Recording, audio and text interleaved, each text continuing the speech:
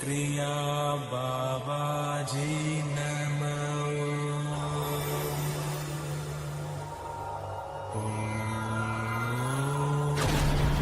Kriya Babaji Namo.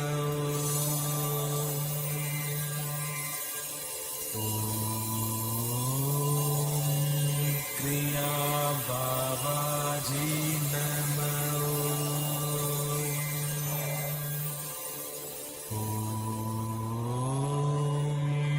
Kriya Babaji Namo.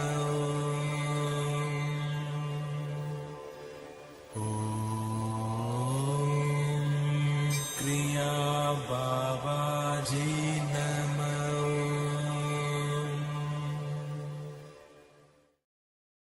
Welcome to our May 28th Satsang here at the Kriya Yoga School. Welcome to all our Kriya Yoga School members. Welcome to everybody watching here on YouTube. Good to see you. I look a little blurry, right? You do. I don't know what's why going that on. is. Maybe it'll come back in. There's always something at the last second. Let me see, maybe my phone's getting, maybe my fan's getting, does it look better? Or Yeah, wonder you're why in focus. when I can see you look a lot better. I don't know why my camera went out of focus in the last second. But anyway, take two. So back here at our May 28th live stream, Vedgurudev's Kriya Yoga Q&A Satsang. Anybody is watching on YouTube, please post your comments in the YouTube chat. We'll get to all your comments. And as always, if you have any interest in Kriya Yoga, join our free Kriya Yoga school. Free. There just went my fan. Fell down. Something is going on in the universe. I'm having problems too. Yeah. Man. Like, we're yogis. We don't give up.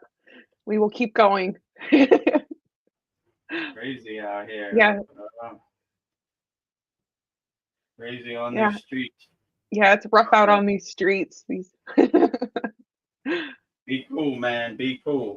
All right. Just when I got my fan set up and everything was cool, it fell down and take three. Man, oh man. So as I was saying, if you want to learn Kriya Yoga for free, discover the secrets of Kriya Yoga 100% free. Freekriyayogashop.com. It's 100% free. Join our group. We have a lot of good information. If that's not enough for you, you could book a call with me, Kriya Yoga Master. There it went again. All right. All we'll right. Keep going. I don't know what's going on here today. I think our songs are a threat to some energies out there, but we will keep going on. That we're yogis. We do not quit. Oh, now it's getting blurry. Okay. Babaji, help us. Whatever's happening, help us. All right. It's now blurry. It's blurry again. Yes. I mean, everything was cool up until we just press go. All right. It looks like you keep going in and out. Let me see. Maybe we just push forward. Trying to think how I could make it. Yeah. These songs are not rehearsed. It's all live. Now it's clear. Now, okay, now you're good. Yeah. All right. Well, that was a hell of a way to start our first 5 minutes. But all right, take number 4. Okay. All right. So welcome to our May 28th live stream Satsang Q&A here. I'm joined by me, Vedagurudev, and Veronica. So like I was saying, if you want to learn the secrets of Kriya Yoga, 100% free, join kriyayogashop.com. If that's not enough for you and you want to upgrade and learn more advanced techniques and you need help, book a call with me, Vedagurudev, at kriyayogamasterclass.com, and we'll try to solve all your problems. And I'll give you one-on-one coaching that's available to all our Kriya Yoga students in our Kriya Yoga School Masterclass. So it's 50% off right now, $50 a month, and the better value is $250 per year for our annual. So it'd probably take some time, at least a year. Veronica's been here for a year, so let's get you on the path of Kriya Yoga. So with that said, how you doing today, Veronica? This has already been an interesting Satsang, fun and sin, but keep on keeping on. Yeah, I'm great. Thank you for asking. So all week after each satsang, I'll start thinking and crafting new spiritual questions for the next satsang, and I save them on my phone. When inspiration comes, like through conversations or things I observe or videos or things I read, and 3 times my notes have disappeared, so something's going on. And I don't know, I was like you, Vedagurudev, you want to dance? Let's dance. So now I have a system. I'll like screenshot my questions and write them down, so I have a written proof that these questions exist. But I feel like, I don't know, like my ego is trying to stop me from having these questions, or something's trying to stop me, or something weird's going on in the air. But I will not be denied. The satsang will happen. So I'm excited to see where our satsang goes tonight. So Yeah, you could see after 46 satsangs, my fan has never fallen. It fell 4 times in the last 5 minutes. So, and if I don't have my fan on, it starts to look blurry. And but keep on keeping on. That's the best you got. We dance. Yeah. I'll put the fan up 10 million times till you want. Like P. Diddy said, "Can't stop, won't stop." Yeah, Won't yeah, stop. keep going. You want the fan? I don't know what happened. The fan never fell, but now it fell in four times in 5 minutes. So I'll put it up another 100 times if you want. Keep going. We will not be denied here at the Kriya Yoga School. No. So sometime life happens to even Veronica and Vedagurudev, you know. The universe doesn't want our questions to come out, don't want our satsang to happen, want you to get frustrated and stop, but we never stop. We never give up. Never. So never surrender. I'll tell you, every single initiation I've been to or pilgrimage is always the ego blocking it. It's always putting some obstacles or some resistance. Every single time I've done anything spiritually related, it always tries to put doubts in your mind. It always tries to question, I don't know, you don't have money for this, or or this is fake, this is not real, or you know, with everybody, it'll always try to put those blockages, because once you surrender and go wholeheartedly into Kriya Yoga, the ego knows it's going bye-bye. So bye-bye. it always wants to stop you. So it always wants to live. It always wants some more lower frequency emotions to eat. So if you start raising your vibrations, it has no food to eat. So the ego is always that little devil on your shoulder, always trying to put questions, doubts, resistance, blockages into your spiritual path. So today is no exception for even Vedagurudev. Nope. If it takes me putting up the fan 5 times to get it going, we still going. Yeah. So you're used to climbing mountains. We're used to climbing mountains. We make sure we have a sanctuary, a safe space, no matter what it takes, every week. Never frustrated, never give up. never leave any yogis or yoginis behind. So with that said, I've been rambling on enough. Let's get to some questions, or let's start our May 28th live stream satsang here at the Kriya Yoga School. Well, we've got a couple hellos, so I'll bring those Hello. up. Sandy says, "Hi guys, could be spirit activity. Love the ones across the veil trying to get your attention." Yes. Well, whatever spirit activities out there, they want to fight, let's fight. Yeah. I got moves. Okay. You want some spirit activity? I got some for you. But yeah, Vedagurudev never give up. No matter how many times his fan stops. I've climbed the Himalayan mountains, slept in a cave for many days. This is light work over here. Yeah. So all you spirit activity that want to dance, let's dance. I got you, you know. I got you. I got your number. Sandy says, "Keep calm and carry on." Yes, indeed. Keep calm and carry on. And, all right, good. Paul is in the background. He says, "Greetings. Good, Veronica. I was afraid we were going to run out of questions. We'll never run out of questions." Oh, we never run out of questions. Even when Veronica was here, she sent me, I think it was 26 questions. Yes. I only answered the first question, and the other 4 hours were YouTube questions. So as long as you have questions, we have answers. So keep them coming. Yeah. I'm too curious to give up. Let's see. Too many questions out here in the world for us to give up. Sandy says this happens to me a lot because I work as a medium. This is how they say they love messing with the electronics, especially. Yeah. Yeah, when you have a higher vibration or a higher consciousness, they can't mess with you because you're unattached to them. So they like to play with your fan. They like to play with your computer. They like to play with your earphones, your earbuds. So Yeah. come on, that's the best you got, you know? So yeah. You better do better. Sandy says, "Nothing to fear."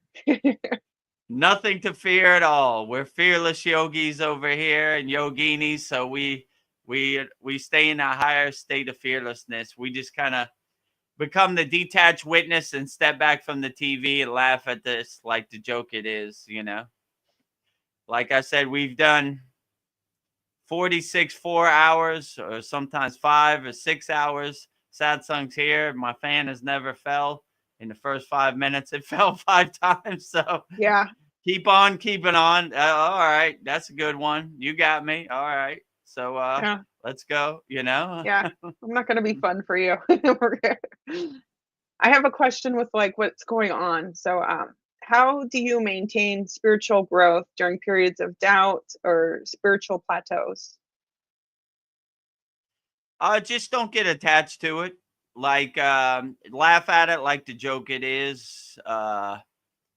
Get your popcorn and just watch it from a distance the same way you would witness a movie. You know, not try to get attached to the movie. You know, just kind of step back and take it with a grain of salt and watch the comedy movie like it is. Most people, they're attached to any kind of outcome, or they like to see them in the movie, like, and that's how you go down that rabbit hole. But if you're unattached, no matter what happens, you just kind of laugh at it like the joke it is. You step back from the TV and just witness it exactly how it happens and say, yeah, okay, that's the best you got. Keep trying. So yeah, so that's basically how I would say. I like when Patanjali says in the Yoga Sutras, the line to God is not a straight line, it's a zigzag. So this happens to all yogis. Some days are better than other days. We go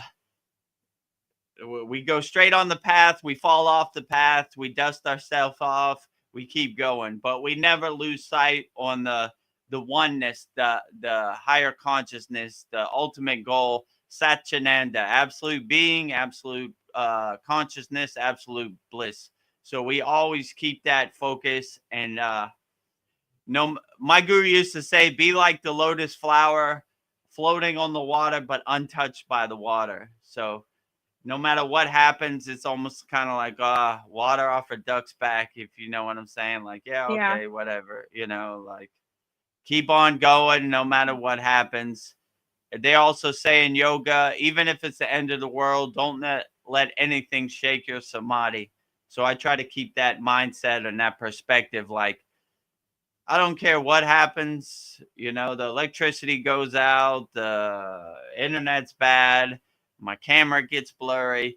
Just keep going no matter what, because you never know who's watching out there in the internet land. So you will always want to lead by example and show them no matter what happens, I'm focused on this path. I'm dead set on this path. And no matter what happens, I'm just going to keep going. Keep putting one foot in front of the other, and nothing's going to shake me no matter what. So I always try to keep that affirmation, that mantra in my mind. No matter if it's the end of the world, don't let nothing shake your samadhi. So no matter what chaos or distractions are going out there in the world, or what narrative they're promoting today on the news, so you're just like, stay in your state of calm and stillness, no matter what, Yeah. So that's basically the way I look at it. Like, just kind of brush it off your shoulder, let it be water off a duck's back, be the lotus floating on top of the water, untouched by the water. Well, Sandy has a question for me. I have a question for Veronica. If you feel like answering, what are the benefits you've experiencing from practicing Kriya Yoga? Well, I don't know. It's harder to push my buttons. I'll say that my husband, he knows me pretty well, and he knows how to push my buttons, but he's not having much luck. So I feel like my energy is changing him, and it's softening him. I don't know. And I feel like I'm more aware of things. I'm more open to things. I feel like my intuition's definitely heightened. Um, and sometimes, like, I'm feeling depressed, and I'm like, I don't want to do Kriya Yoga. I don't want to do asanas or anything. And I'll just like push myself. I'm more disciplined. I'm like, maybe I'll just do the open the 7 chakras, and I'll be like, oh, that feels really good. And then I'll do something else and something else. So once you start doing it, you start feeling the benefits of it, and you feel better. And it's not like it's not something magical. It's just like, I feel like it's just like, I've said this before, Kriya Yoga, like gym for the soul. So, and you're working on so many different things of your being, your spiritual, your physical, your mental, your emotional bodies. It's like all in one with Kriya Yoga. So, I know the more I keep doing it and the more I just keep going deeper into it, the better I feel. So I feel like this is like a lifetime thing. Like, I'm totally committed to this. So I'm not gonna stop. I'm just gonna keep going and see where it takes me. But I feel like Kriya Yoga chose me, and I was supposed to be here. So somehow I got here. So I haven't been happier. So I don't know. I hope that answers your question. So Yeah, in my case, it was a night and day transformation. I used to be a famous DJ. I was totally consumed in my ego body. And once Babaji struck me with his lightning bolt, I became, it was almost night and day. Like, I didn't even recognize the person I was before. Stuff that used to frustrate me and aggravate me, depress me, make me sad, had really no meaning no more. I just kind of became more of a detached witness and stepped back from the TV and didn't even really, it became more calm and unaffected by the crazy Maya delusional world out there. And a lot of people like to go to the gym and build muscles, but they forget about their inner work. They don't do their inner work. So like Veronica said, Kriya Yoga is a gym for your soul. So you do your inner work, and you radiate happiness and bliss outward. So yeah, I would definitely say like Kriya Yoga has helped me night and day. And I always say if it could help me, it could help anybody, because I was totally lost in the Maya delusional world. I thought I was a cool guy because I had zeros in my bank account. I drove a car. But when you start doing Kriya Yoga, you stop identifying with any of that. And you realize none of that really defines your soul or your inner self. So yeah, so it gives you a good perspective. And my guru would always say, step back from the TV, Vedagurudev. You're too close to the TV. You're too hypnotized or consumed by the TV. It gives you that kind of distance where you could become the audience in the movie theater. You stop associating with yourself inside the movie. You become more the detached witness and just kind of watch it like none of these things people say define me don't define me at all. So, and you start really diving deep and doing your inner work, and it starts giving you the right mindset and perspective. Like I said before, even if it's the end of the world, nothing could shake your samadhi. And you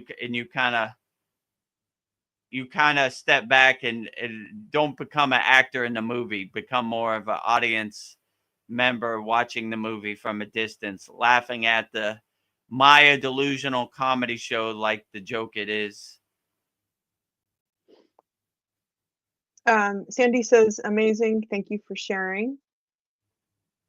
And she also says, meditation and overall practice has shifted my whole life too.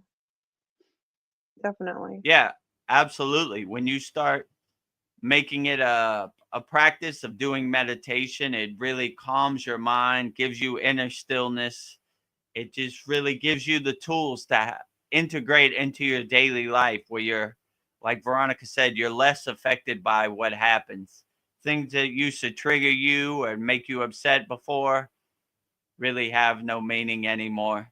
You just kind of laugh at it like, good one, Like today, my fan fell 4 times. Good one. Okay. Oh, there it goes again. Good one.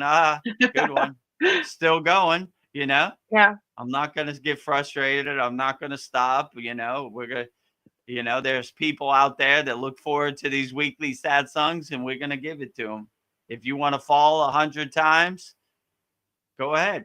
We're still going to keep going. So if you become the detached witness, you have more of a better perspective, and you kind of laugh at the Maya delusional world like the joke it is. But yeah, when you have the tools of meditation, pranayama, asanas, mantra japa, bhakti, these things have really no meaning to you. You kind of laugh them off like the joke it is. And Sandy also says, self-love and acceptance has been at the core of my spiritual expansion. Everything has flowed from this journey. That's beautiful. Yeah, absolutely. If you can't love yourself, then you can't love anybody else. So it starts with you, and you lead by example with loving yourself and talking good to yourself. Like we said before, your body's mostly water. So you want to make beautiful shapes in the water in your body, and you want to talk highly of yourself. You don't want to make ugly shapes in your body, in your water, by talking bad to yourself. So yeah, definitely love yourself. Be the best cheerleader for yourself as you can. Yeah. Be your own cheerleader. Be your own cheerleader. Talk highly of yourself and lead by example. When other people see how blissful you are and how happy you are in your daily life, it becomes infectious. Other people want to know, like, what are your secrets? I want to feel good. I want to feel blissful. Well, what is it that you do? Yeah, so you start loving yourself and take care of your spiritual expression. So definitely, for sure. Definitely. And everything would just take care of itself. Like when you have the right mindset, even though you have some obstacles or resistance or blockages in your daily life, if you have the right mindset, you'll just jump over those obstacles easily. You'll overcome it. Like, okay, well, I'm not going to get attached to it. I'm not going to make sense of why that happened. I'm just going to keep going. I'm going to fix it and keep going, one foot in front of the other. So I have somebody named MB is asking a question of Sandy, but I'll read their question and answer, and then maybe you, Vedagurudev, can give your opinion on it. So Okay, great. MB asks, "Hi all, Sandy. What do you mean by meditation? There might be different definitions." And then Sandy says, "Great question, MB. Meditation takes many forms for me. Some examples: connecting to spirit through tarot, meditation through music, channeled playing of drums, singing bowls, singing, scrying. Uh, so many ways to meditate. On traditional meditation and breath work also. I'm also kind of interested in mediumship, that you just mentioned it. And oh, sorry. It's funny because for many years I read Buddhist books, yet would skip over the meditation sections because I was convinced I couldn't meditate. So I don't know. She mentioned a lot of them. Are there any other meditation techniques that you can think of, Vedagurudev?" I would say the best technique is to make everything in your day a mindful meditation. Like Yeah. if you really have mastery over meditation, everything becomes meditation. I would like to think 24 hours a day I'm meditating. So when I eat, I meditate. When I do daily activities, I meditate. So everything becomes a meditation. And I don't like to put like meditation in a box. Like I said before, meditation defined is meditation confined, right? So I would make everything your meditation, and that's when everything becomes blissful. If you say this time is for meditation and this time is for something else, then you're kind of separating the two. Just become one walking temple, meditating 24 hours a day, no matter what you do. And when you keep that kind of mindset and that perspective in your daily life, everything becomes meditation. You go to the gym, it's meditation. You're walking, it's meditation. You're eating, it's meditation. So everything becomes meditation. Like any activity you do, if you do it with mindfulness, it becomes meditation. And that really helps the flow of inner divinity and higher consciousness in everything you do. Like everything I do, meditation is the soundtrack of my life. So, yeah, I would say don't try to put meditation in a box. Make everything a meditation, no matter what you do. Washing the dishes, meditation. Going to sleep, meditation. Mm. Walking, meditations. Driving your car, meditations. Like, you look at it kind of as like a game. I'm going to make everything in my life as a meditation. I'm going to integrate meditation in everything I do. And you'll have a great mindset. Like you'll be way more calm, way more still. Nothing would trigger you or get you upset because everything is meditation. So you don't need to sit on your meditation cushion and close your eyes. Everything becomes your meditation. So no matter what you do, Yeah. like while you're driving your car, I wouldn't suggest you closing your eyes and trying to meditate, but just meditate with your eyes open. Just be aware of your surroundings and keep a calm disposition. And you kind of put up your meditation force field or your atmosphere where nothing can really get in under your skin no more. You kind of laugh off everything, no matter what happens, as a joke it is. So yeah, I would say make everything meditation. That would be my Nice. best advice. And we have a new person, RQ, wants to know, do you practice the Jyoti Mudra? Yeah, of course. Jyoti Mudra, Light Mudra.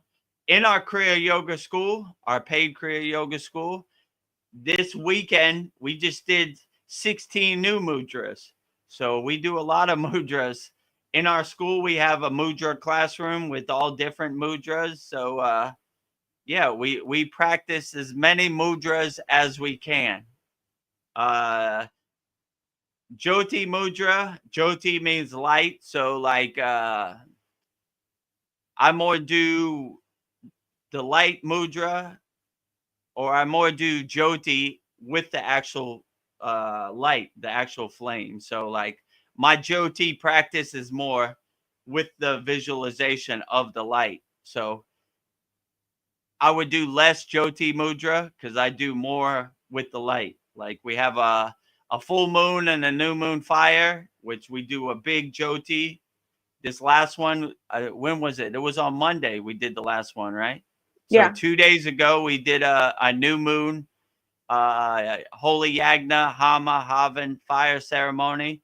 And it's been raining like cats and dogs and monsoon in Thailand, but we still had a great fire. So Jyoti, I guess if you don't have a fire, then you would do the mudra. But I like the fire, like the puja, the light. So I give my Jyoti to all my deities and devis every morning. So we definitely practice all the mudras, as many as we can.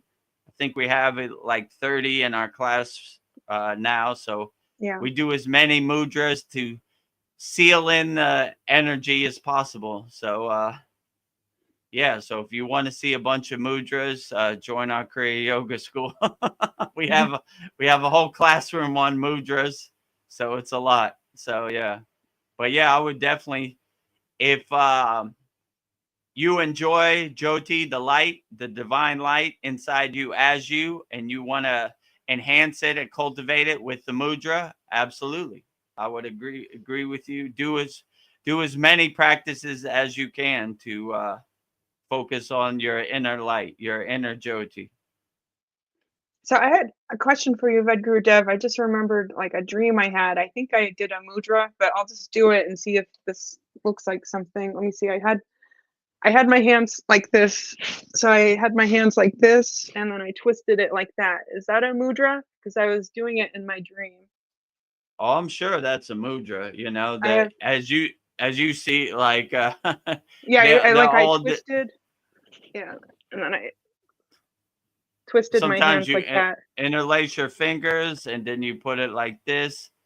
Uh, yeah, as you know, like all the hand gestures, all the mudras, you know, like they all, you know, they all symbolize something, and they all they close the circuit, they seal in the energy. So I would say don't get too caught up in the mudras. Whichever mudra makes you feel the best, that is the best mudra. So if you you know, you twist up your hands and you Yeah, put them like this, and it makes you feel good, and it seals in the energy. It closes the circuit of your inner Shakti, your inner prana, and holds it in. Then these are the best mudras. So there's no real right or wrong way to do mudras. It's whichever one works best for you. Like, you know, in our school, I did 16 new mudras this week, and you don't have to do all 16. Find the ones that work for you. And that's the ones I would do.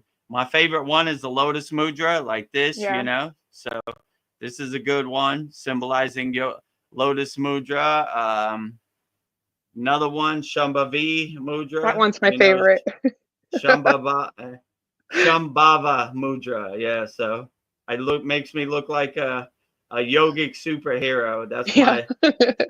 my Wolverine mask, you know.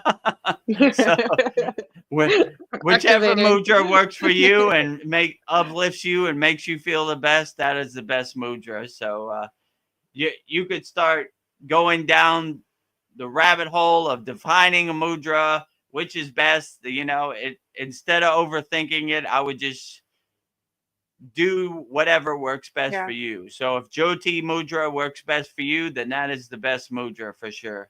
Like in our Kriya Yoga School, we have hundreds of kriyas, hundreds of practices. Go through them, see which one works best for you, put it in your toolbox, and that is the best sadhana you could do. That is the best yoga practice you could do. So I don't like to say which is best or which one works the best, because we're all on different levels in our spiritual path. So figure out which works best for you, cultivate it, enhance it, put it in your toolbox, put it in your pocket, and add it to your daily practice, integrate it into your life, and that would be the best mudra to do. Yeah. I don't know, my intuition says it was like protecting me, sealing my energy. So I'm not gonna go crazy wondering what it was, but I just thought it was interesting. Yeah, So yeah. definitely. I mean, it's tying your shoelaces. It's putting the knot. It's Yeah. locking in your energy. I mean, that's basically what all these mudras do. So no matter if you do Yan Mudra or you do Lotus Mudra or whichever one you do, it all symbolizes like sealing in your energy, so your energy doesn't like leak out, like closing the circuit. So if you do twist your arms like this, and it helps hold it in, like hugging your inner energy inside your body as you, then why not? I agree 100%. The questions have been building up, so let me find where we last stopped. So um let's see.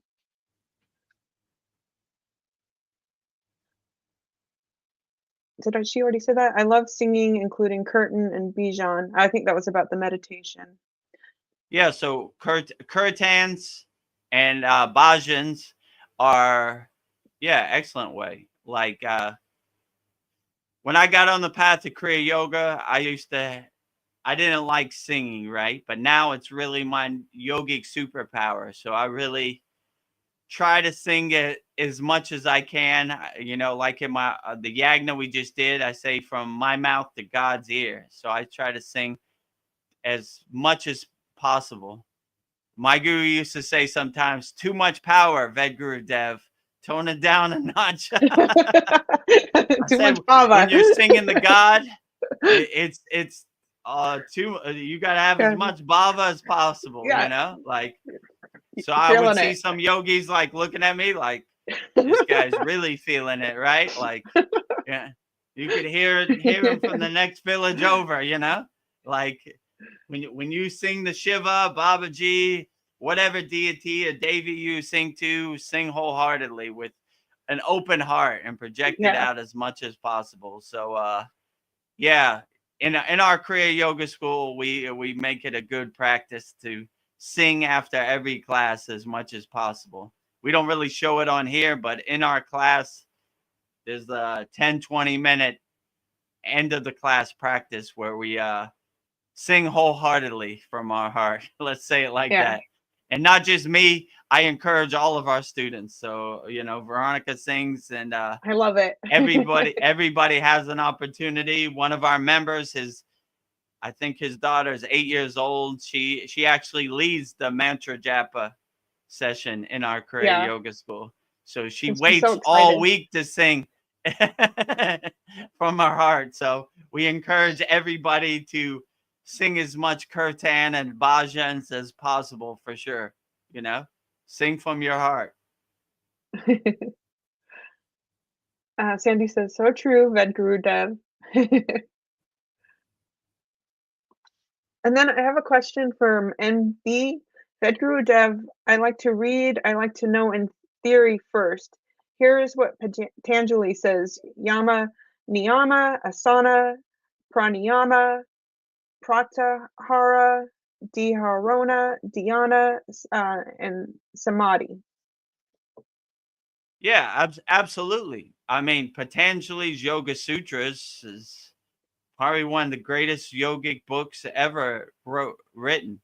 And a couple weeks ago in our class, we went through the yamas and the niyamas. So absolutely excellent. You know, the do's and don'ts of yoga. You know, like the yamas. You know, like my favorite is ahimsa, which is nonviolence.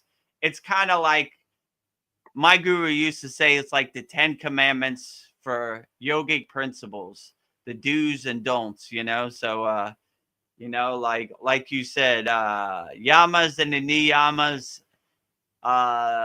What he's talking about here: asana, physical postures, pranayama, secret yogic breath, pratyahara is like, how would I explain that? It's like dharma. It's like ways to live your life. Dhyana is meditation. And yeah, samadhi, the highest form of meditation, like a state of being inside you as you, which is great aspirations to have. So yeah, what you said, definitely. There's nothing wrong with reading the yogic texts or the yoga sutras. I would just say kriya means action with awareness. So we're action yogis. Instead of reading about what other yogis have done, we try to put the practice into use. So I would say, don't just read these yogic texts, actually do it. So actually live your life using the yamas and the niyamas, you know, integrate some basic asanas that you could do to help get you through the day. Obviously, pranayama. My guru used to say, if you can't do anything because you have stuff to do in your daily life, never forget your pranayama. So all the yogis, there's a super high priority on pranayama, definitely. Pratyahara, absolutely. Dhyana, meditation, calming your mind, mastering your mind, stilling your mind, for sure.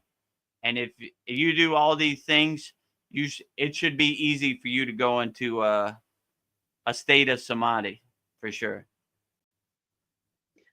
And then I think MB wants you to be specific. Which one is then meditation? Dhyana is meditation. So dhyana is meditation.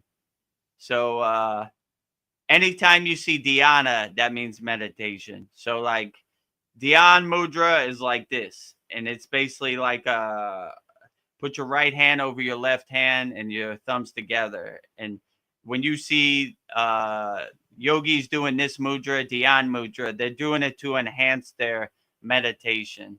So dhyan, anytime you see dhyan, it means meditation.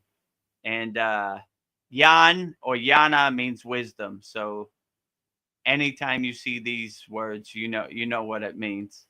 So I think you just answered what MB was going to say next. What ChatGPT says in Patanjali's system is dhyana is the step that specifically means meditation. Dhyana, meditation, uninterrupted flow of concentration.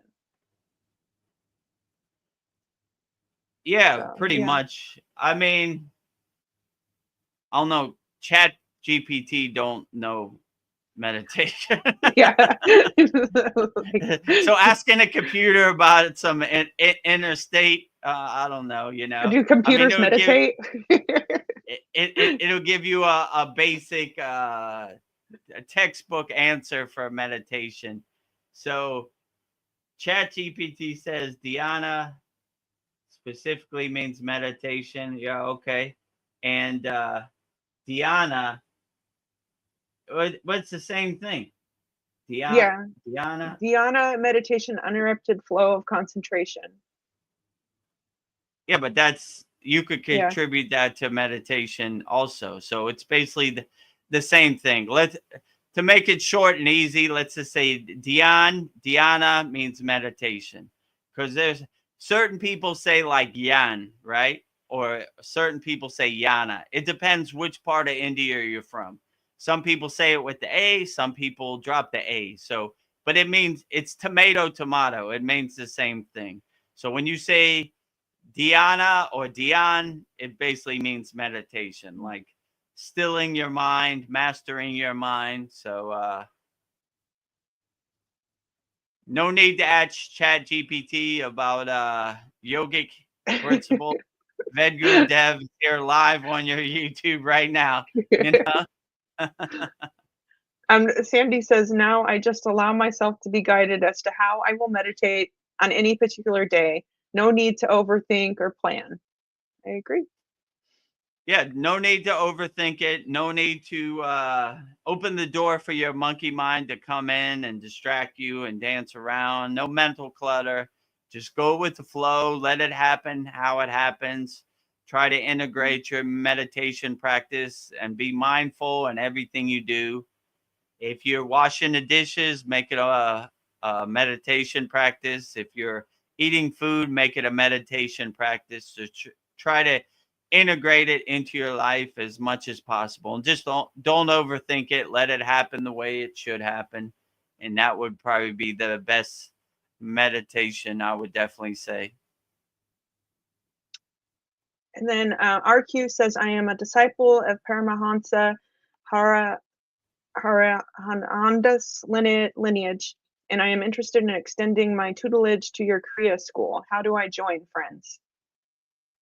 So it depends how you want to join. We have a free Kriya Yoga School, which gives you some basic framework. If you want to do it yourself, you know, the 5 folds of Kriya Yoga, asanas, pranayama, meditation, mantra japa, and bhakti, right? The 5 folds. So there's the free Kriya Yoga School, freekriyayoga.com. Join our group, and you could start for free. If you want more, like more live classes, private coachings, on our paid Kriya Yoga School, we have hundreds of Kriyas like right ready to go. Some people need like a warm-up, a basic framework of what Kriya Yoga is, how it works. And those people would probably be better suited to see if they resonate with Kriya Yoga by going to the Kriya Yoga, free Kriya Yoga School, which is freekriyayoga.com. If you enjoy the free Kriya Yoga School and you want more private one-on-one coaching with me, or more access to me and more access to the Kriyas, then you would go to Kriya Yoga Masterclass, which right now is $50 a month, $250 a year. And I think the $250 a year is a better value for your money, because it'll take a while to start becoming one with yourself and start doing the inner work. So, but up to you. There's no pressure. Whichever one resonates the best with you, that is the best way. Or if you want, you could get on a call with me and we could try to solve your problems and see if you're a good fit for our Kriya Yoga School. And to go on a call with me, that is kriyayogamasterclass.com. So no pressure. Just be the best Kriya yogi you could be. So if you have a framework and you're a disciple of Paramahansa, he didn't say Yogananda, it was somebody else. But let me find that. If you already have a framework and you've already been practicing some Kriya yoga, then and you really want to get into the Kriyas and learn the Kriyas, then I would suggest joining our Kriya Yoga School or getting on a call with me, and we'll get to work. But our free Kriya Yoga School is somebody who has no knowledge of Kriya Yoga. So it gives you some basic framework. Once you understand what Kriya Yoga is, our paid school is basically all the Kriyas in your face, so it's kind of overwhelming for somebody who's just starting. But somebody who's already been practicing Kriya Yoga, then it's easy for them to go to the Kriya. And all our videos are on demand, so it would probably take you months to go through all of our videos. There's hundreds of Kriya videos, and I'm available 24 hours a day, and you could ask me anything you want. There's a chat on SKOOL. You just send me a chat. We have a live weekly class, 11 a.m. Eastern Standard Time. It goes 2 hours, where we demonstrate the Kriyas, and you could ask me live in real time anything about the Kriyas. So it's basically up to you. So if you already have an understanding of what Kriya Yoga is and how it works, and you want to join our paid school, it's fine. If you're a absolute beginner and you don't know where to start, then I would go to the free Kriya Yoga school. And once you have a basic idea of how Kriya Yoga works and what it is, then we would love to have you at our paid Kriya Yoga school, Kriya Yoga School Masterclass. So, but no pressure. I leave it up to you. Whichever one resonates with you, that is the best. Yeah, I did the math right. $250 a year is less than $1 a day, so that sounds like a great deal. Like, Yeah, less I than would a do it. dollar a day. You can't beat it, And Veronica has been a member for over a year, Yeah, so she's a living testimonial of how Kriya Yoga works. I know in the beginning there's some resistance, like, oh, this really doesn't work, but I'm living proof also. I was totally lost in my ego body. I was totally attached to the Maya delusional world, and I got on the path to Kriya Yoga, and here I am. So I try to lead by example. I tell our students all the time, if I could do it, anybody could do it. It's no magical thing, anybody could do it. And there's a Kriya for everybody. Like, mhm, even if you can't do the asanas because you have physical problems, you could do shavasana, like the corpse pose. Just lie on your back, spread your arms and legs, and anybody could do it. So no matter what level you're on, there's a kriya for you. There's a pranayama. Anybody could do pranayama. Anybody could do meditation. There's asanas that anybody could do. Anybody can learn the songs. The yeah, kirtans, the bhajans. So you know it's for everybody, no matter what level you're on. If you're a super beginner, you have no knowledge about Kriya Yoga, it's for you. If you're a advanced Kriya Yogi, it's for you too also. And we don't try to how would I put this?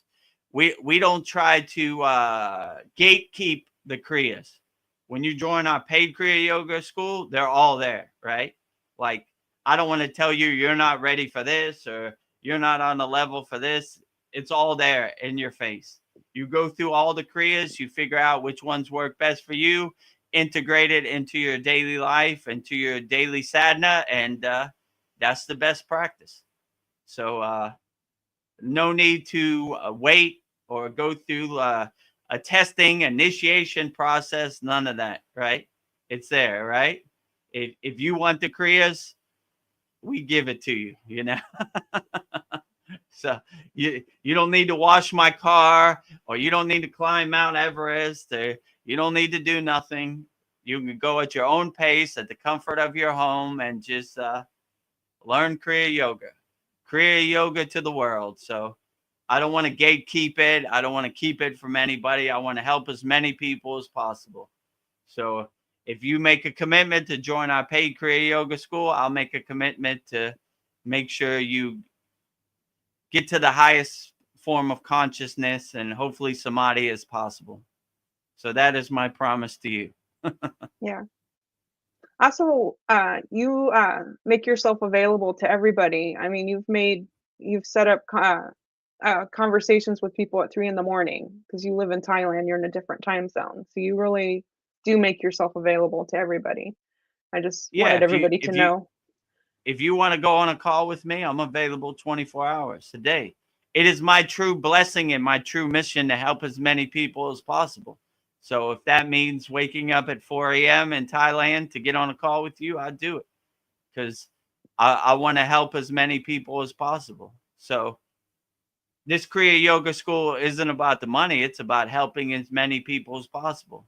So if you need help and you think Kriya Yoga can help you overcome what you're going through, let's get to work. And like Veronica said, I'll go on a call with you. If you send me once you join the school, they have like a message, like a DM, it's called the platform we have our school on is called SKOOL, SKOOL, right? And they have like Mhm. message thing. Just send me a message. I'll get right back to you, and let's walk this journey holding hands together, like I don't want to be on a pedestal or look at me. I know everything about yoga. I want to walk this journey with you and all of our members together, right? I see myself as equal, not higher. So I don't want that guru play. I believe me, I've been exactly where you're at right now. And I had a lot of questions to my guru. So, give those questions to me and let's solve problems. So that's basically my suggestion. Yes. Sandy had a funny comment. She says, "Chat GPT don't know diddly squat." I agree. Yeah, that's another thing. I saw there are a lot of programs or teachings with Chat GPT, teaching yoga. You don't want yoga to become mechanical. You want it to become, you want to experience yoga and you want real-time answers. So what I would suggest what Sandy said, Chat GPT don't know diddly squat. Yoga you have to experience. You can't it's not like mechanical or like intellectual. It's more of a, how would my guru say this? He used to say, today we're going to practice the supreme science of yoga. And I used to say, why do you call it a science? Because we test it, we observe it, we experience it, so we know it, right? So once you experience something, these words don't communicate the Shakti or the Shakti path that the experience carries, right? So it's more of a less mechanical thing, more of a physical experience thing. Like I don't want to tell you Kriya Yoga is the greatest. I want you to tell me Kriya Yoga is the greatest because you experience it, you know it, right? So I can't tell Veronica to say Kriya Yoga is the greatest. She knows it's the greatest because she does it. She does her daily sadhana. She integrates it in her daily life. So she would tell me it's the greatest, So experience it, test it, observe it, and let's walk this journey together. I would definitely say. So, yeah, don't trust the computer to tell you what you experience inside you as you, I would say. I have an interesting question from Snap Crackle Fizzle. Is it the same as Yogananda's Kriyas that you're teaching? Yeah, I mean, Yogananda is obviously a Kriya yogi. And obviously, I've been to Lake Shrine and Pacific Palisades many times. Babaji, Lahiri Messiah, Yukteswar, Yogananda, Krishna, Jesus, Yeshua, they're all there. So I wasn't initiated into Yogananda's Kriya Yoga, but it's the same. It's like how would I put this? It's like saying, are you doing the pull-ups that David Goggins does, or are you doing the pull-ups that my personal trainer does? They're just pull-ups, they're the same, right? Kriyas are kriyas, right?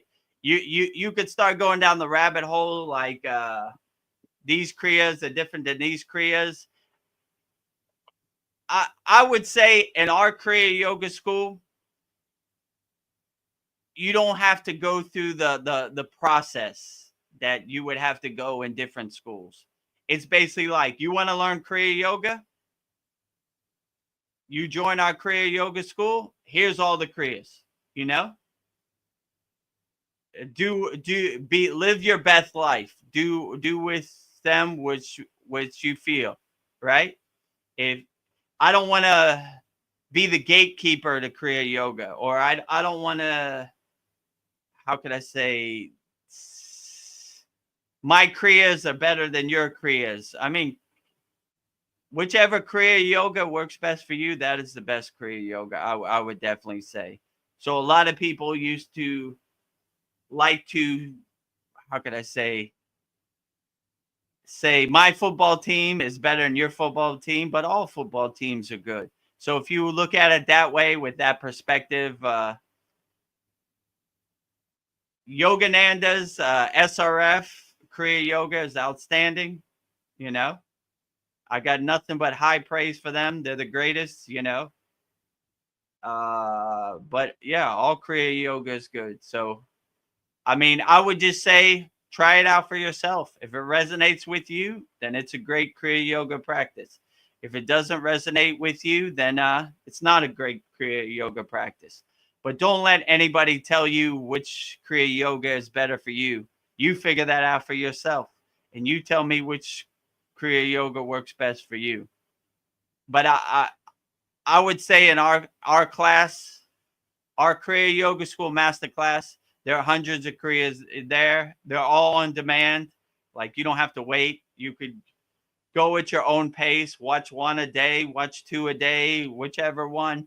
And then we have a live class every Saturday at 11 a.m. Eastern Standard Time. If you have a question in the beginning of each class, we're going to be on our 65th class right now. So Yeah, in the over a year. beginning of each class, I asked, do you have any questions about classes 64, 1 through 64? Go ahead, ask me. Sometimes people ask, like in class 8, I had a question about the meditation we did. And I say, okay, you know, sometimes you might have to refresh me because class 8 was over a year ago, but, you know, okay, yeah. And I'll answer any of your questions wholeheartedly, you know, so, yeah. And instead of, because most of these other Kriya Yoga programs, how could I say, it takes a while to get answers in real time. You know, it's more of a correspondence course. You know, they send stuff in the mail or this and that.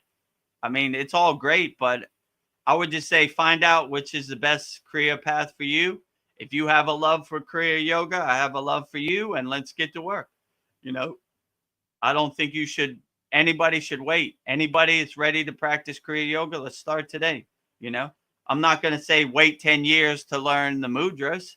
I'm going to say, here's all the mudras we have right here today. Let's get to work, you know, The time is now. Right. The time is now. Who knows what's going to happen in a year from now? Let's get you your daily practice, your sadhana set up, right? Let's get those tools in your toolbox, and let's get to work, and let's start integrating these into your daily life tomorrow, you know?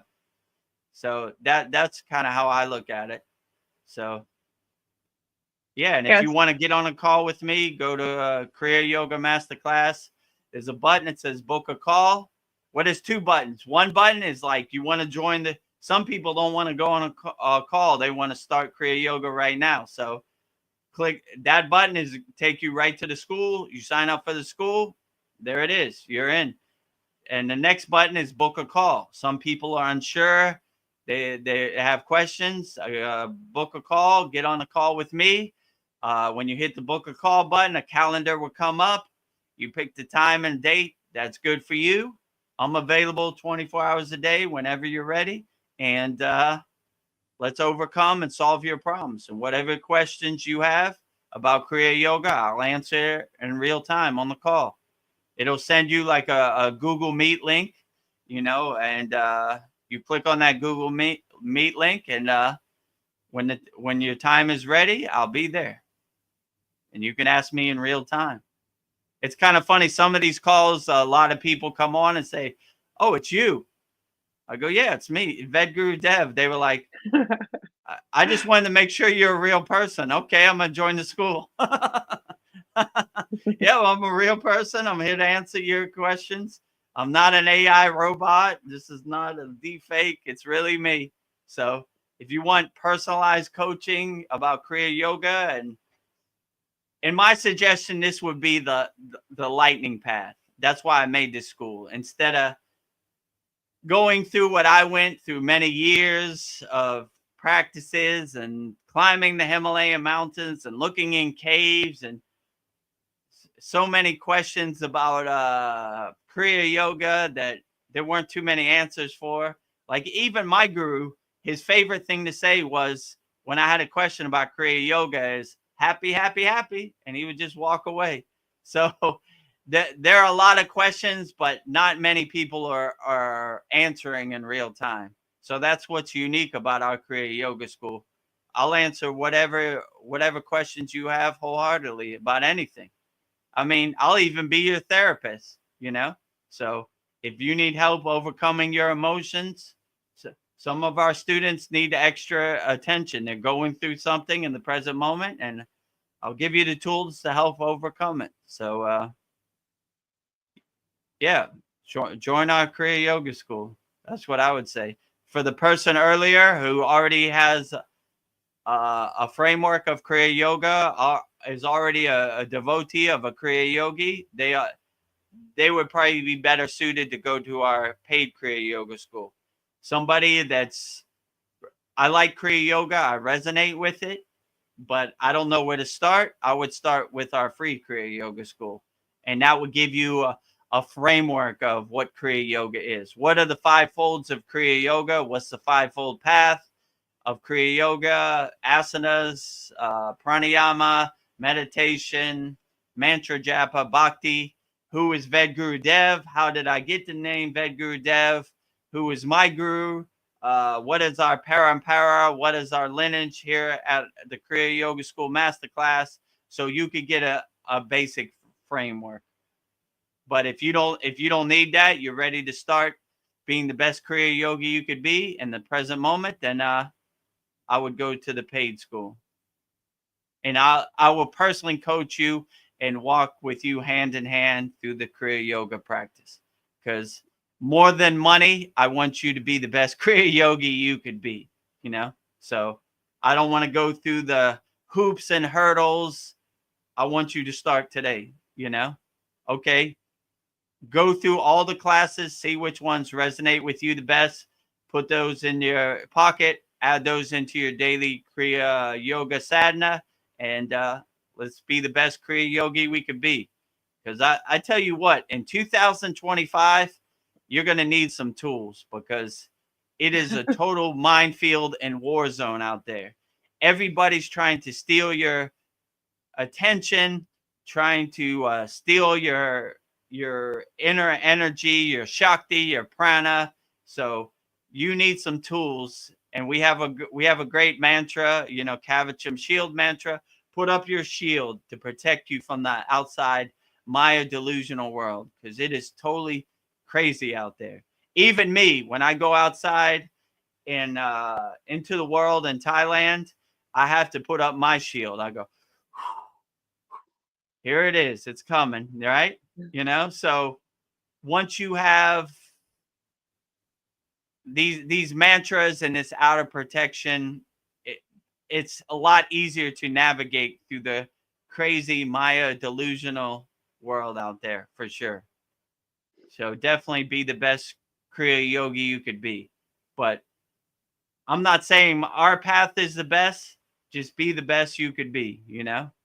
So if you resonate with what I'm saying and our path, then join the free Kriya Yoga School or join our paid Kriya Yoga School, and let's get to work today.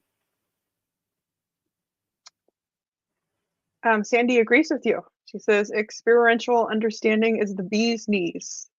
So you experience it, you you know. Right. I don't have to tell you about Kriya Yoga. Obviously, I'm biased. I'm going to talk night and day, Kriya Yoga, Yeah. Kriya Yoga, Babaji, Babaji, Babaji. But I'd rather you learn it, experience it, test it, observe it, and then you know it. Like no one, I can't tell you about Kriya Yoga when you experience it for yourself. You would tell me about Kriya Yoga. So I got a 2-part question from Snap Crackle Fizzle. So I've done Satguru's Shambhava Mahamudra Kriya twice a day for a year and coming out to 4 months. and wanted to know because his is a combination of techniques. He Mm. said that's what makes it. Yeah. So I also have done Shambhavi, what is Shambhavi Mudra Kriya, something like that. So Yeah. yeah, I understand, but it's a combination of techniques. He said that's what makes it. Yeah, Yeah. I know because I've done it, but to me personally, between me and you, Shambhavi Mudra is more a watered down, I hate to say it like this, a housewife version of Kriya Yoga, right?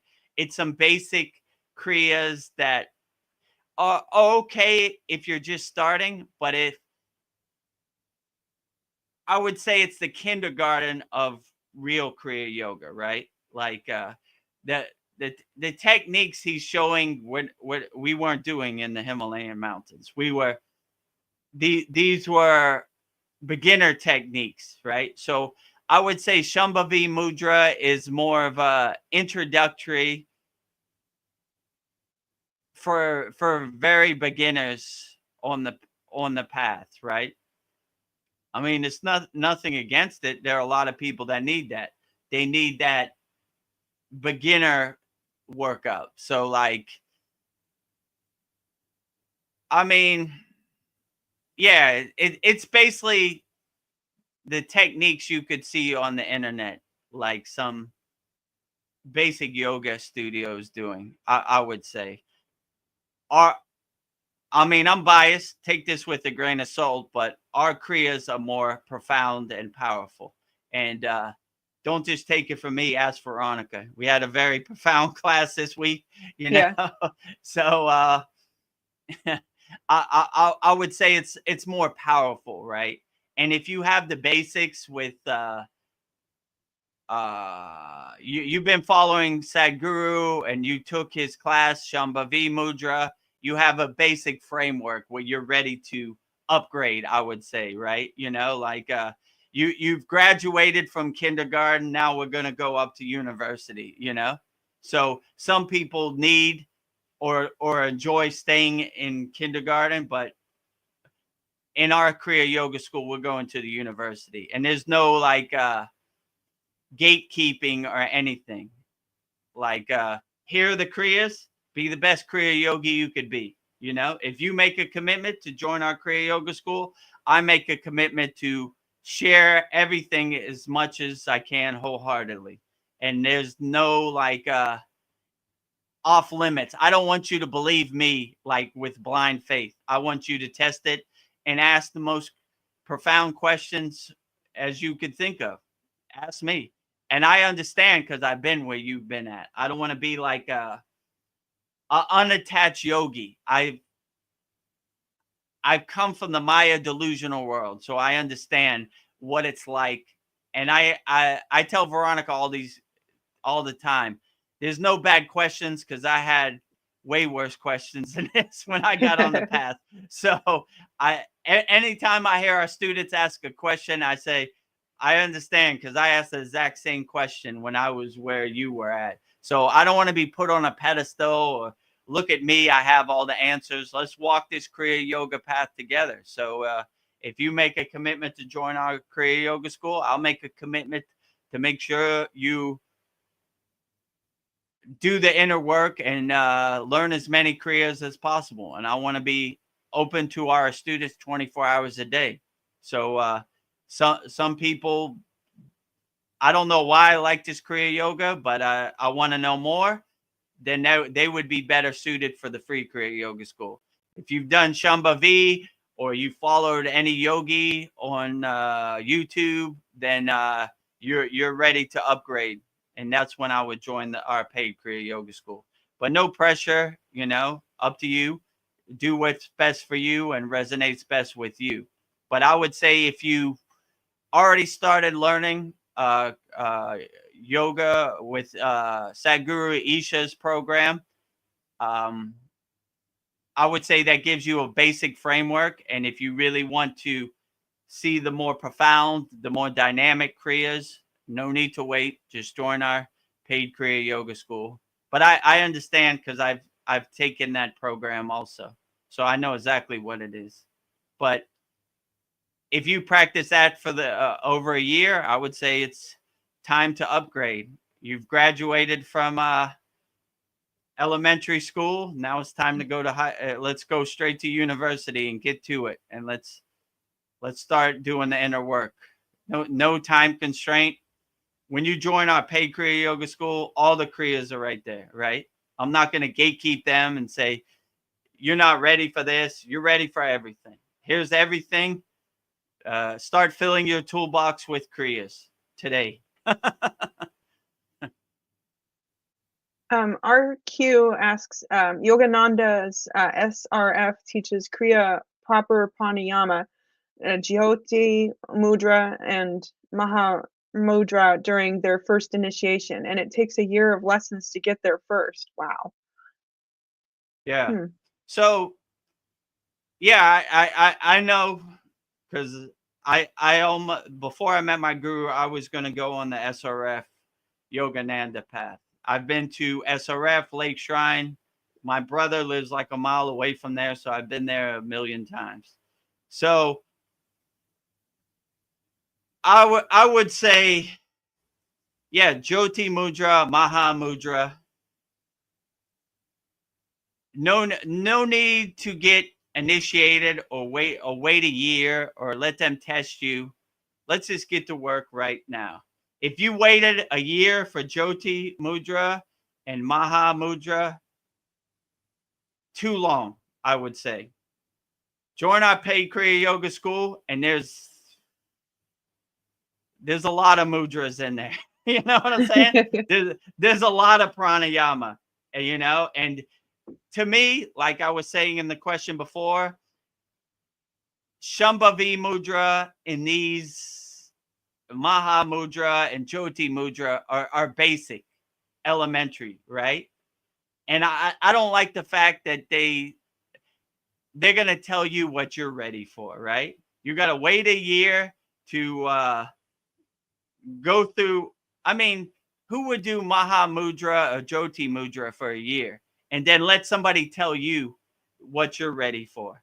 So all that testing and all that dogma, you could just skip all that. Join our paid Kriya Yoga School, and I'll give you every single mudra I have, every single pranayama I have, every single asana I have. You could ask me questions in real time. No question is off limit. I just give wholeheartedly.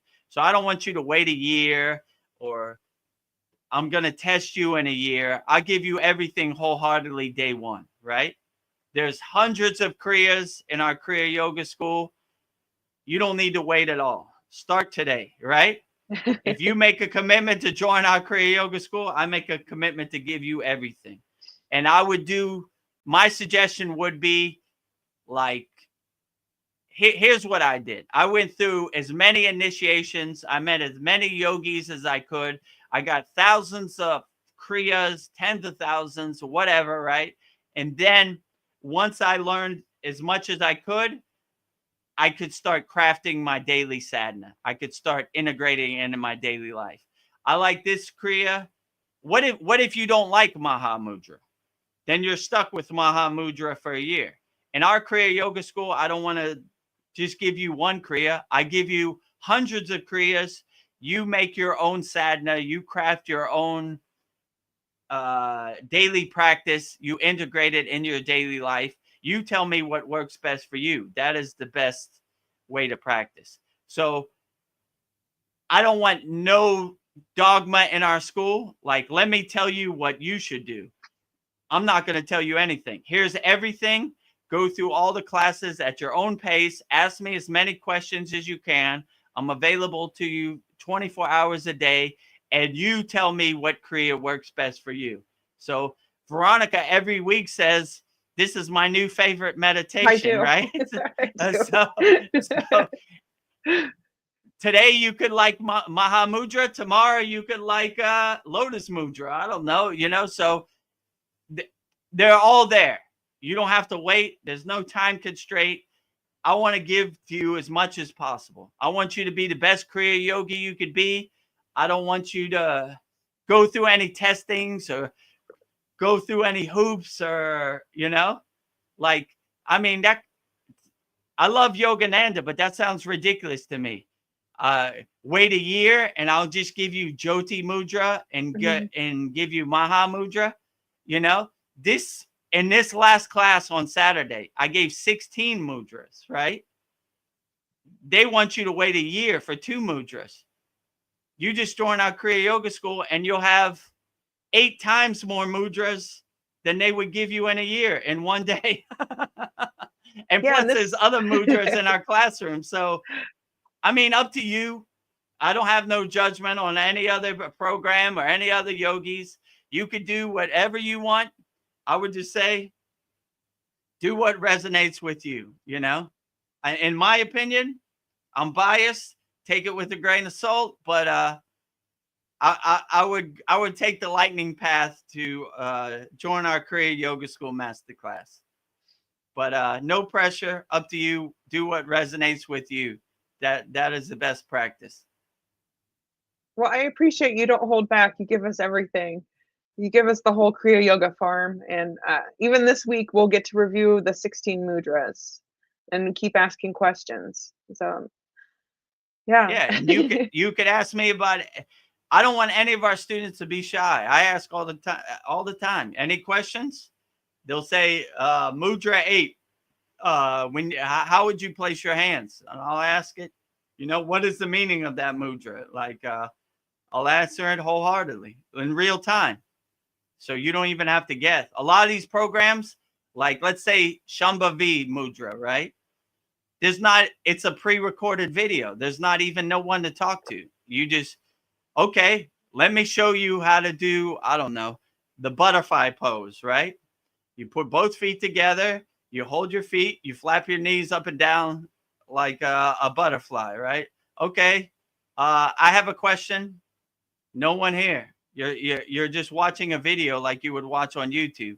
No one asks questions. In our class, you do the butterfly pose. Put both feet together, hold your feet, flap your knees up and down. Are there any questions about the butterfly? How far should I flap my knees up and down? Up to you. Whichever way works best for you. That is the best. You could ask me whatever, right? What is the meaning of the butterfly pose? So these are more like canned practices or like Yogananda. They'll just send you like some paper in the mail or something, like if you have a question, who are you going to ask? There's nobody there. So these, like I said, like Sadhguru, you can't ask Sadhguru, like, how would I properly do the butterfly pose? He's not there. Actually, he's not even doing the pose. He more comes on and say, now we're going to do the butterfly pose. And one of his disciples does the butterfly pose. You can't even ask his disciple, like, I have a question about the butterfly pose. You got to go. Time's up, Everything's a secret. and I think the videos, too, you can only watch them once, right? And then they disappear. So, like, in our Kriya Yoga School, they're on demand forever. If you want to watch how to unblock the 7 chakras 100 million times, you could, over and over and over. You could watch it every day 100 times if you want. So it doesn't disappear. It's there forever. And you have somebody to ask questions to in real time, like actual person who's done the Kriya and experienced the Kriya. And if you want to ask me questions about our lineage or our parampara, feel free. No questions off limits. So there's some questions going and answers going back and forth, so you can weigh in on it. But MB Snap Crickle Fizzle, what is the goal of the Kriya you practice? Samadhi or I don't know, just question mark. And then RQ says God realization is the goal for peace. Peace is the goal. Interesting. That's what Patanjali says. Okay. Well, hold on. I'll stop right there. I would say the goal is up to you. There is no rule or there is no law of what the goal should be. You tell me what your goal is. That is the goal. Like, a lot of people would say the goal is samadhi, the goal is satchinanda, you know, like the goal is the union with the divine oneness. I mean, the goal really doesn't matter. It matters what your goal is. And if your goal is to reach satchinanda or samadhi, then that is the goal. Like what other people's goals really doesn't matter in your practice. It matters what your goal is and what uplifts you and makes you feel the best in your daily life. So yeah, they would say self-realization is the goal. They would say God realization is the goal, but these are all words on a paper. It only matters what your goal is and what you want to experience and what uplifts you. So if God realization is your goal, then that is the goal, I would say. But I would also say this: you start out with a goal. Let's say my goal is Satchinanda, right? Absolute being, absolute consciousness, absolute bliss, right? Sat, it means truth. Chit means consciousness. Ananda means bliss, right? So all that in one, that's my goal, right? But the more you practice Kriya Yoga, you pivot and you change course. Your goal today might not be your goal in a month. You might come to a higher realization. So I kind of just go with the flow. I have a kind of framework. I'm like, well, let's see what happens. I know self-realization is the goal for most Kriya yogis, or God realization, but let's see where this takes me. And my goal could change tomorrow. Who knows? You know, like I sometimes you practice so much and you feel a click, and that Kriya that you used to love doesn't got you as far as it could get you, and it doesn't carry with you. So that's why it's good to stay light on your toes, I would say, right? And be able to pivot and adjust and change courses, because who knows? You might think the goal today is that, but it might not be the goal tomorrow. So that's why I try to give you as many Kriyas as possible, so you have an endless buffet of Kriyas. So if your goal changes tomorrow, you're not just stuck with Maha Mudra that you don't resonate with, you know, for a year. And that's how people fall off the path, you know, like, all right, this Maha Mudra was good for me for a month, but I don't know. I don't feel like it. It's not resonating with me today, right? And what do you have another Kriya to go to? No, I'm just stuck with this Maha Mudra. You know, so in our school, you could change, right?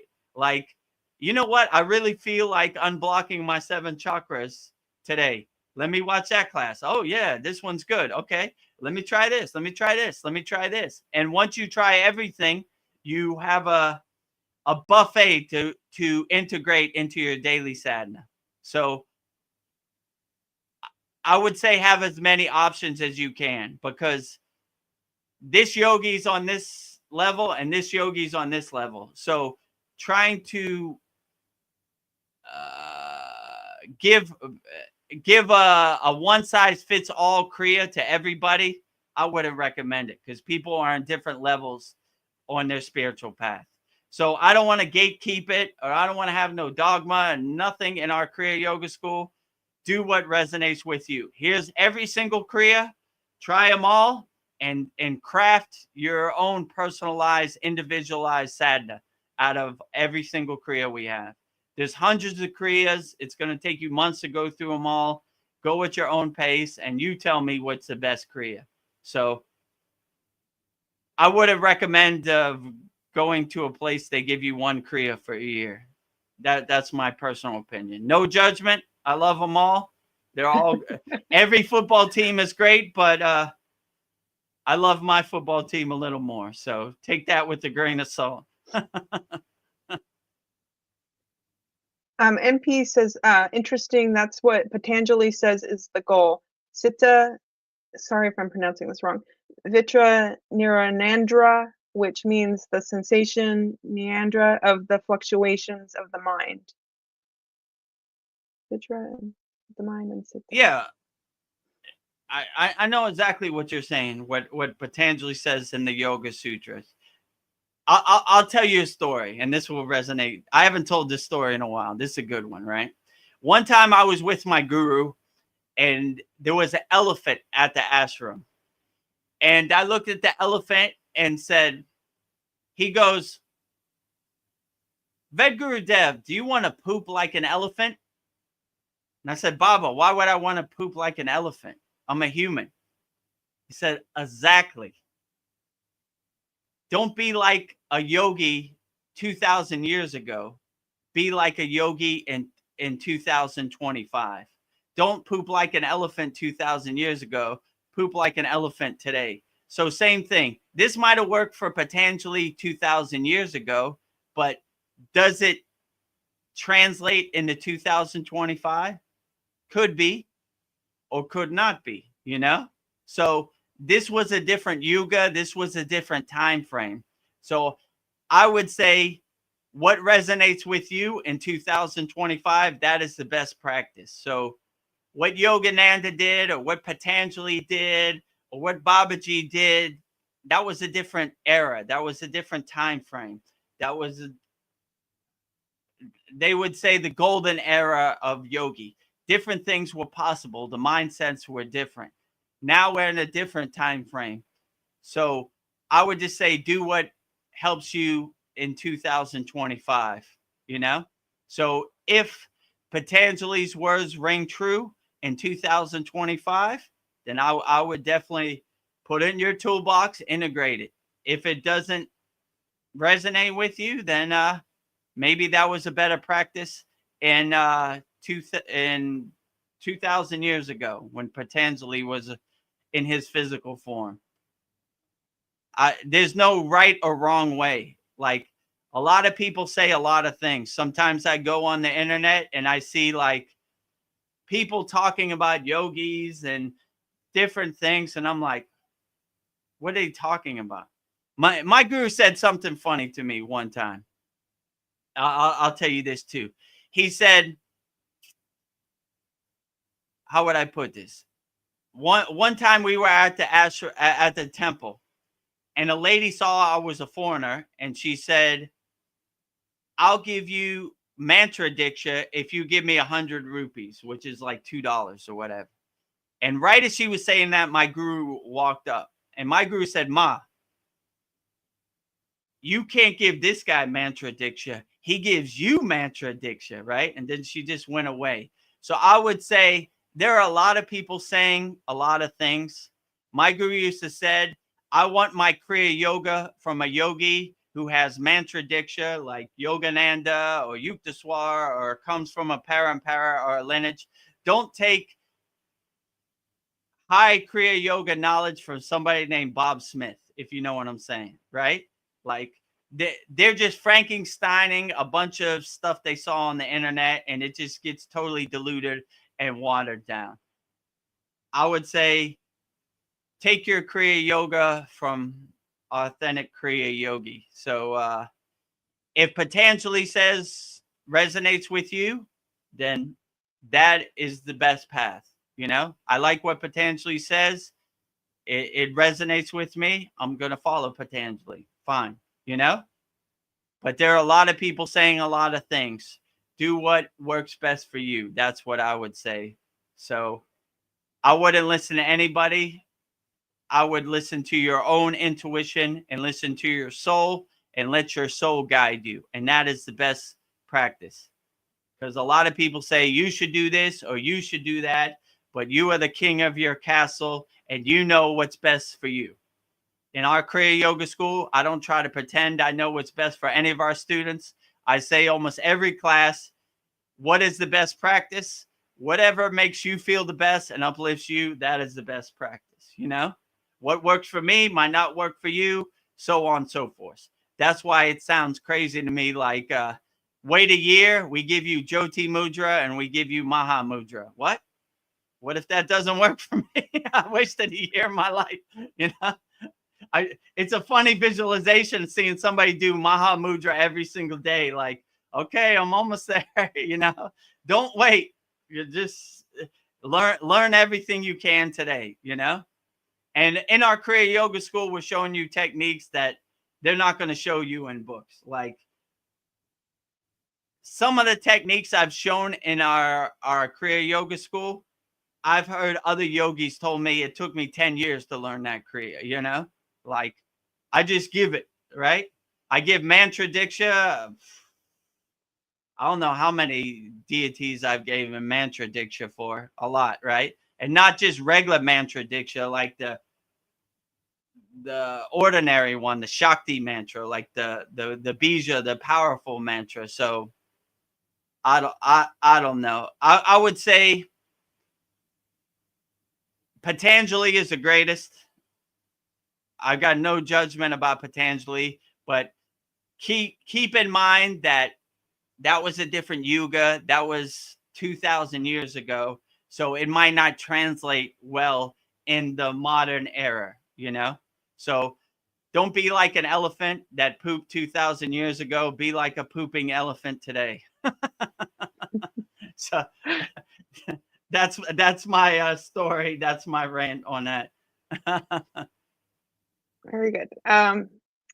Well, Snap Crackle Fizzle says, "Yay, the paid course." So, just so you know, thank you. And yes, what I heard, that's why I asked it. Is the call free to make? Yes, the call is free. Everything is free. The only thing it costs money is our paid course, and that's a one-time fee also, right? Like, I'm not going to try to upsell you. I'm not going to try to take more of your money.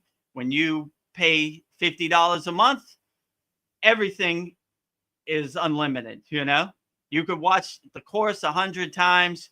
You don't have to pay again. I'm not going to try to upsell you anything. It's a one-time straight up fee, $50 a month. And you have access to me 24 hours a day. You have access to every single class. Like, I know some classes, they have like, you can't watch this class until you're a member for 30 days. None of that in our school. Everything is right, super in your face, day one, you know? And if you have any questions, you could ask me anything about any time. So there's no other money for anything. Our free Kriya Yoga school, free kriyayogashop.com is 100% free. The call is 100% free. You don't have to pay anything. You know, you just, when you go to Kriya Yoga Masterclass, there's two buttons. There's one, some people don't want to go on a call. They just want to get straight to work. There's a button, join the Kriya Yoga Masterclass. You could go straight to that. If you want to get on a call with me, you're unsure, you have questions, you click the book a call button. It'll take you to a calendar. You pick the date and time. You'll be emailed a Google Meet link, and yeah, and I'll see you on the call. It's 100% free. You know, no need to pay, no need to nothing. You know, the only thing it costs money is joining our Kriya Yoga school, and it's a one-time monthly fee. So I'm not going to try to upsell you or any of that. You make the commitment to pay. I make the commitment to give you everything wholeheartedly. Period. You know, you don't have to wait a year. You don't have to do nothing. Nothing. Right? It's like, I was looking at our school yesterday. There's, first of all, every Saturday at 11 a.m. Eastern Standard Time, we have a 2-hour class, right? So we've already had this 64 classes. So we're coming up, not this week, but next week, we've had our Kriya Yoga school a year and 3 months. So there's already 64 2-hour classes. This is our 46th satsang. And these usually go 4 to 5 hours, you know. Some are less, some are more, right? Our record was 6 hours for Mahashivarachi.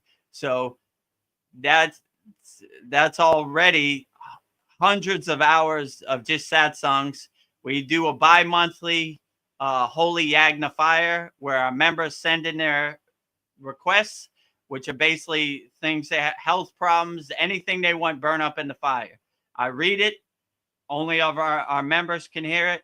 And it could be private or public, and I burn it in the fire. So it no longer serves you. So we do every full moon and every new moon, we do those. Those are about an hour, hour and a half, depending also. So, and then there's hundreds of classes.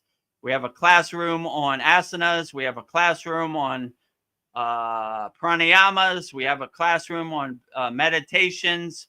We have a classroom on mantra japa. We have a classroom on mudras. And then we have a beginner class, intermediate, and advanced class. So we take you on a transformative journey. You start here, go through these, then you upgrade, you go through these, then you upgrade and go through these. And these classes don't disappear. They're available 24 hours a day, right? Like you could watch them on demand anytime. And all of our classes, all of our yagnas, all of our satsangs are on demand also. So you could watch them over and over and over as millions of times as you want. It doesn't cost any more money. So, and then we have an interactive community where all of our members post uplifting Kriya Yoga videos in our community, and we uplift each other. So I always say rising tides lift all boats. So we help as many of our members as we can. Let's say it like that. So yeah, that's basically it. No pressure. If you have any other questions about it, yeah, it's a great school. You know, Veronica's been a member since the beginning, so you know, obviously she wouldn't be a member for over a year and 3 months if it wasn't effective. Let's say it like that. Definitely. I have a question for you. Kriyas then mean some particular practice or techniques. So what do kriyas mean? Yeah, so Kriya is this like your practice, like MB said, like a practice or technique. So these are different techniques, you know, like it's a way of saying your practice, but we like to say Kriya. So like Kriyas mean like but Kriyas mean everything. It's not only limited to practice. So I say like we'll do 16 kriyas of this pranayama, right? So like you know, we count on our finger kriyas, right? So yeah, each breath is a kriya.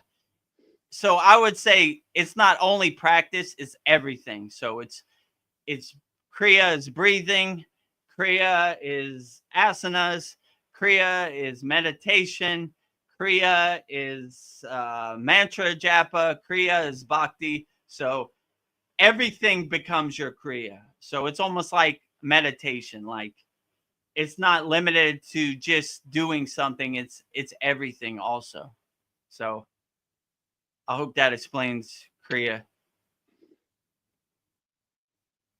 and then Paul, our friend Paul says, what is the reason for the initiation? The more gradual process of some of these other yoga groups. They must have a reason. Regardless, this process takes time and discipline. I mean, the reason for the initiation, it's just basically a ritual to symbolize you're starting the path of Kriya Yoga. Is it necessary or not? I mean, I've been initiated millions of times, so I would say depends. Some people need that structure or that jump start to start practicing Kriya Yoga. Some people don't. You know, is it necessary? Not really. It depends. If you feel you need to be initiated, maybe. But in me, I don't think it's necessary. Some people say you need to be initiated to get these kriyas. I don't subscribe to that gatekeepingness or that dogma, those rules. I just say, if you want to learn Kriya Yoga, I give Kriya Yoga to you wholeheartedly. Whether you're initiated or not, what difference does it make? If anybody has a thirst for Kriya Yoga, I have the thirst to teach you Kriya Yoga. Let's say it like that. So whether you're initiated or not, I don't think it's necessary. I feel by teaching people Kriya Yoga, I'm initiating them every day. You know, do they do they need a piece of paper or that title? You know, if you want to be initiated, I now initiate you into the practice of Kriya Yoga. You know, Jai Babaji. There you go. Everybody on YouTube is now initiated into the practice of Kriya Yoga. Yep, I have my diploma.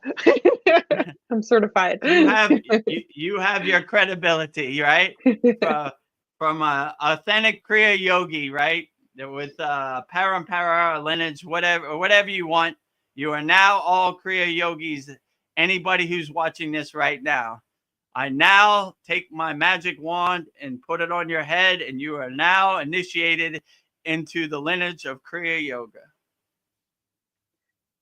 So I have a long question for you. So it's like in two parts. Okay, great. So, do you know why many who meditate observe their breathing? One's breath is in the now and exercises observation rather than the lower chatty egoic mind and memory. Also, one's breath rate minute slows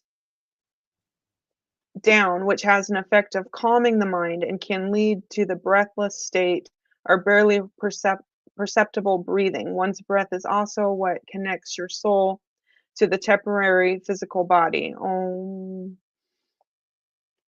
Yeah, so when you do Kriya Kundalini Pranayama, right? It centers you on the middle track, the Sushumna Nadi, right? So it basically calms your mind. If you have a restless monkey mind or a mental clutter, it's going to be almost impossible to do meditation, right? So how we start doing Kriya Yoga, the day one of initiation, you learn a technique called Sudhi. Sudhi is basically cleansing and purifying your mind. So before you go into meditation, you do Sudhi. To give you a basic framework of what Sudhi is, if a thought comes into your mind, you just witness it, acknowledge it, detach, and let it go. So what am I going to eat for dinner today? Detach, let go. Who is the president of the United States? Detach, let go. Who's going to win the NBA championship? Detach, let go. Who's going to win the football match? Detach, let go. Detach, let go. Detach, let go. Detach, let go. No thoughts, clear to meditate, right? That way, nothing follows you into meditation. So you have no distraction. Once you get to that point, you center yourself through your breath, your pranayama, right? So basically, I'll show you another simple technique. We do a technique called Purna Sudhi, right? Purna Sudhi means complete yogic breath, right? So we basically close our eyes, make sure our spine is straight. You don't know how to straighten your spine? Imagine a string on top of your head. Pull that string up, shoulders back, chest expanded. Slowly and gently close your eyes. Inhale through both nostrils. Exhale through both nostrils.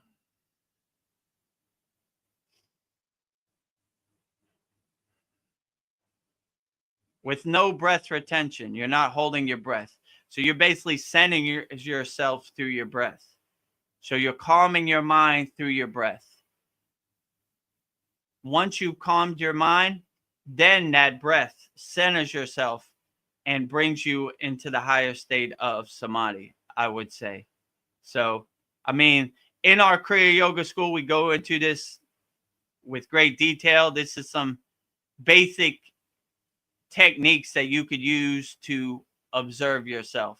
But to get into a higher state of samadhi, you need to clear. My guru would say, go down to your basement, clear out all the boxes, open the windows, clear out all the dust. he would say all those blockings are blocking you from the divine oneness, right?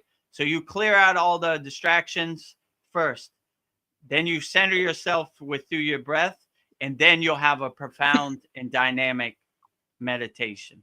And with some practice, you'll get to a higher state of samadhi. But this is the basic framework. If you want to go into great detail, we have great classes, and you could ask me in detail in our Kriya Yoga School. But this will give you some basic framework of how it works. But yeah, to go into the breathless state of communion with God, samadhi, it takes a while. It's not a microwave or a lightning path. It's a process. But if you keep practicing this process, clear out your monkey mind. You want to have the visualization in samadhi that there's nothing to focus on. So it's almost like a never-ending white light where there's nothing to look at, right? There's no distraction. This would help you get into a profound state, right? So clear out your monkey mind. In the beginning, it might take a while. There's a lot of thoughts. My guru used to say, Vedagurudev, your whole life you've mastered the practice of distraction. Now throw all that away and go back to zero. So there's so many distractions. There's so many mental clutter. There's so much monkey mind can focus on. It takes a while. It's a process to clear all that out first, right? To clean your basement and throw away all those boxes takes a little while, And then when you center yourself through the breath, pranayama, if you want to see pranayama, there's some basic techniques, free kriyayogashop.com, or we have some very profound techniques in our school. So it will give you a basic framework how to center yourself through your breath, and then you will have a profound dynamic meditation. But you got to clear out. Most people make the mistake of jumping into meditation without clearing out the monkey mind first.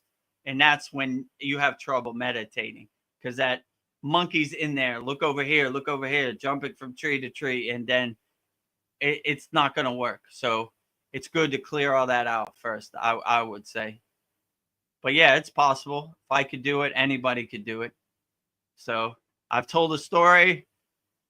One time I went in samadhi for 5 days and I didn't eat. And we have a rule that when someone goes into samadhi, you don't wake them up. So my guru woke me up out of samadhi because he thought I wasn't going to make it if I kept going. But it's a profound state where you thin your breath so much that nothing matters. You're just in such a heightened state of being where food, weather, time, zero matters, and you won't even recognize it even if you win. When I went into samadhi for 5 days, it felt like 15 minutes. I couldn't believe that I was there for 5 days. Yeah. So you become a breathless statue, let's say it like that, So, but that takes a little bit of working up to, like I wouldn't try to climb Mount Everest on your first day of mountain climbing. You got to lead up to it. So it's a gradual practice, but if I could do it, anybody could do it. So I want to be living proof that I'm no yogic superhero. Believe me, where you're at right now, I was at the exact same place. I had the exact same questions as you. I'm exactly like you. When I look at you, I look at myself in the mirror. So I know exactly where you're going through. I don't want to be these unattainable yogis put up on a pedestal. I want you to realize I'm an equal, exactly like you. Maybe I'm farther down the path, but I was exactly where you're at right now. So I understand all the questions you ask and everything. So if I could do it, anybody could do it. So you when he wants to know who your guru is. So my guru, his name is Swami Vedananda Saraswati. His ashram is in Dewata Hut in the state of Uttarakhand in India in the Himalayan mountains. So it's basically 10 kilometers away from Babaji's cave, which is also in Dewata Hut, Uttarakhand. Oh no, it's about 20, 30 kilometers away from Neem Karoli Baba's ashram. And so, yeah, that is my guru. That is my parampara, my lineage. So, yeah, Yes. there's a video in both schools, right? Which says, "Who is Vedagurudev?" Right? How did I get named Diksha? My guru is named Swami Vedananda. That's why I'm named Vedagurudev. So they call it, we're Ved, instead of Kriya bands, we're Ved bands, right? So my name starts with Ved because my guru is Vedananda, and he basically co-signs me that this guy is authentic, this guy is the real deal. So my name is Vedagurudev because my guru is named Swami Vedananda Saraswati. So there's a whole in-depth video how I got mantra diksha, who my guru is, who is our parampara, what is our lineage. So that explains everything. It would take a long time to go through all that, but to make a long story short, if you join the free Kriya Yoga School or the paid school, there's a video in the first class, which is like, start here. What is Kriya Yoga? Who is Vedagurudev? Beginner's Guide to Practicing Kriya Yoga, how to navigate the school, this type of stuff. So in that video, you'll see videos with me and my guru in the Himalayan mountains and everything. So I was initiated.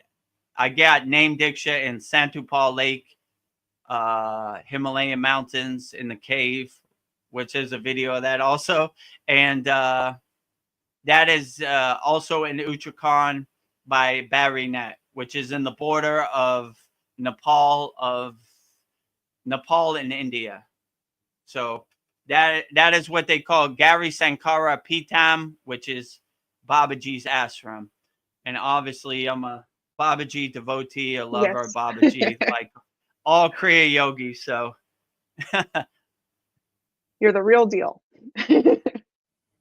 I'm just trying. Yeah. When he also says, do not give attention to anything you do not want to grow, as energy flows to where one's attention goes. We all want to be happy. So why do many of the things that made them angry or fearful months or even years ago?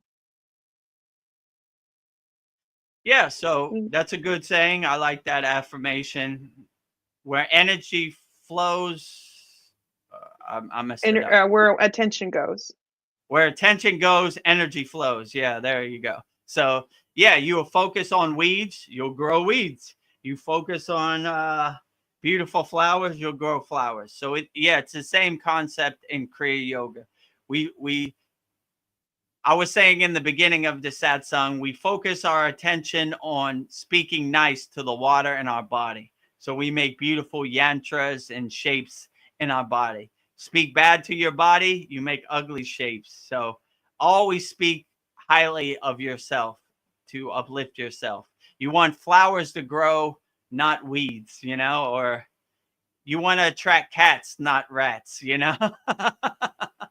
So we always set the right atmosphere, the right environment for our higher consciousness, our inner self to be uplifted. And then UWeb also says initiation is much more than that, but one can grow without initiation. I'm wondering if this guy is just an advanced student or not a true authorized Kriya yogi. Well, I have asked you so many questions. You are authentic. You couldn't make this stuff up. So that's my opinion. Well, I mean, like I said, if you want initiation, you can have it. It's not the end all be all. Like, you're not going to be magically enlightened just by initiated one day, you know? And I wonder if this guy is an enhanced student or authorized yogi. What's the difference? If you resonate with me and I uplift you, then I am authentic. If you don't resonate with me, then turn the channel. I mean, I don't know. I don't know what to tell you. What difference does it make? You know, if the words I say uplift you, bring you to a higher state and resonate with you, then I am the most authentic person in your atmosphere. If they don't resonate with you, then I am not authentic. Change the channel. You know, like I help people that want to be helped. Let's say it like that. You know, you could get all attached to these initiations and this dogma and parampara and lineage and blah, blah, blah, blah, blah, blah, blah, blah, blah, blah. Who cares? You know, it only matters what uplifts you in the present moment. You know, like my guru used to say, don't get attached to the story, get attached to the meaning and the benefit. Right. So if you want a story, you're probably at the wrong place, because I don't have a good story to give you. You know, it's not necessary for me to explain myself to you. You know, if you resonate with a different yogi, by all means, go to them. You know, if you resonate with me, let's get to work today. Right. But who cares if what my parampara is or my lineage? You're focusing on the wrong thing. Let's do the inner work.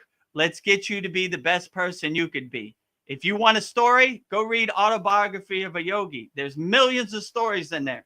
If you want to practice Kriya Yoga, let's start today. If you like stories, Autobiography of a Yogi is the book for you. How many Kriyas are they explaining in that book? 0. Some people like the stories. You want to hear about the levitating saint? There he is. He's in the book, you know? Go to the chapter. Right? You want to start Kriya Yoga and be the best person you could be? No stories here. We don't talk about Kriya. We do Kriya. So if you want to do Kriya today, let's start, you know? If you want to have a bunch of stories, oh, this guy is not authentic, this guy is authentic, whatever, right? Autobiography is the book for you. If you don't want to read books, you want to do Kriya, let's start. Join the paid Kriya Yoga School. Join the free Kriya Yoga School. Start today. No more stories. Stories are only good for campfires, right? For the yagna, right? Let me tell you a story. I met this levitating saint, and he levitated. How do I levitate? I don't know. Figure it out. You know, there's a bunch of people talking about Kriya. We don't talk about Kriya. We do Kriya, right? So if you want to do Kriya, let's start today. You know, does it matter if I'm authentic or what my lineage is or what my parampara? No, it doesn't. How is that going to help you on your spiritual journey? Just uplift yourself and do the best you can. If you want to get to work, let's start today. Well said. Mariana is in the house. She says, hello, my dear friends. Happy to see you all. And she says, hello, yes. Mariana. Mariana says, yes, he is the real deal, by the way. And of course, all the gurus past the students stage, you will at some point in their lives, even Jesus that came from the Essenes was a student before he became an ascended master. So there you have it. Yeah, I agree. You know, like where you were at, I was exactly in the same place, right? It's not a lightning path. You know, these Kriyas. My guru wrote a book called Kailash in Quest of Self, where he basically walked all over India for years and met all kinds of ascended masters from all spiritual traditions. So our Kriyas come from not a watered down perspective, a super powerful in-person oral tradition, I would say, right? Like, these aren't kriyas that my guru heard about, from passed down from people to people. These are kriyas that he learned in person, you know, through his travels walking through India. He wanted to see what yogis have the best kriyas, or all spiritual traditions. We take inspiration from everybody: lamas, sadhus, swamis, yogis, sannyasis, agoris. We love them all, you know. They all have good knowledge. So I don't want to be put in a box like we only do this, right? Right. This is the authentic path. No judgment at our school. These are the kriyas that we collected over the years. Be the best person you could be, you know? If I'm the most enlightened yogi and I got name diksha from Babaji directly, and my kriyas don't work for you, then it's junk, you know? So it only matters what's effective for you and gets you the best results.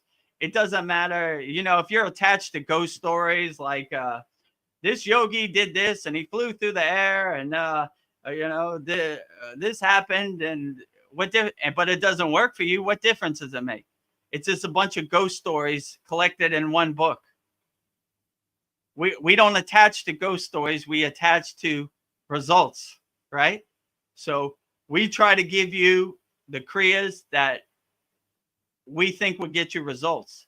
If you do Maha Mudra or Jyoti Mudra for a year and you get no results, then you just wasted a year of your life.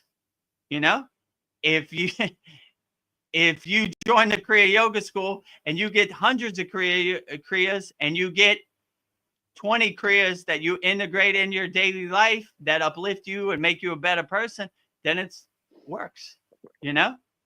So don't believe anybody else what you should do. Do what works best for you and get you the best results and what's effective for you. Who cares what ghost story or what's guru or parampara lineage or blah, blah, blah, you know? Don't get attached to the story. Get attached to the results. Be the best person you could be in the present moment, you know? Don't waste your life no more. Start today, you know? Free Kriya Yoga, paid Kriya Yoga, no pressure, up to you, you know? Practice being is in the house. He says, good to see God in you in action again. That's nice. Yeah. God inside me as me. Yeah, absolutely. Thank you for making that observation. I like to think I am a radio antenna transmitting the God signal as best as I can. But it's not limited to me. It's for everybody. Be one with God, everybody, inside you, as you, every day. I don't see any comments, so I'll just, there's something I've been thinking about. I think we reincarnate into every possible versions we could possibly be. I don't know, when I experience ugly people with hate and judgment of others, I don't know, because they perceive them differently. I don't know, there's judgment of me as a woman on the yogic path, and there's judgment of you, Vedagurudev, because you're not Indian, that how could you be a guru? But I don't know, I see that we're all like really one. We're just expressing a different flavor, expression of all of us on this human experience. So I don't know. I just, you know, I was just thinking about that last person's comment. Just because you're not Indian doesn't mean that you're not a guru. So, yeah. I would say I am whatever I say I You are am, whatever right? you are. If I resonate with you, fine. I'm not trying to prove anything to anybody or explain anything to anybody. It's real simple. If you resonate with me and what I say uplifts you, let's get to work.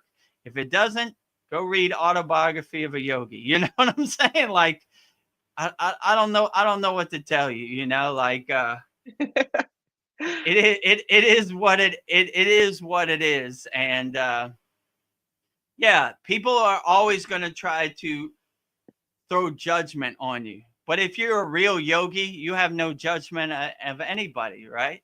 Like, I don't have no judgment of Sadhguru.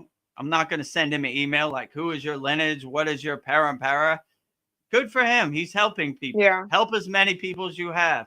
Whatever yogi's helping people, I all the blessings to them, right? All the glory to them. I don't have no judgment of anybody or nothing to say. And to me, judgment is a ugly ego play. Like, oh, who are you? You know, that ego likes to do this dance where, oh, who is this guy? Oh, talking about Kriya yoga. Oh, he's not even Indian, you know. Kriya yoga is for everybody. You know what I'm saying? Like, dilute all that judgment, dissolve all that judgment out first, you know.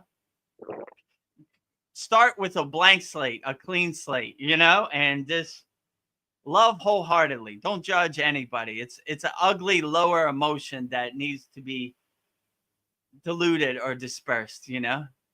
You don't need it.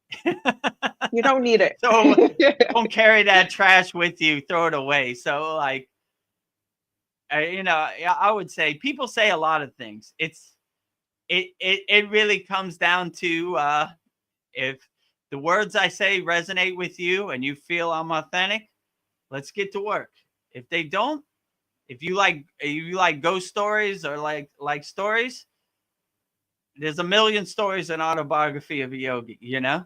So I want to help the people that want to get help and start work today. People who want to talk about stuff and are attached to that dogma, that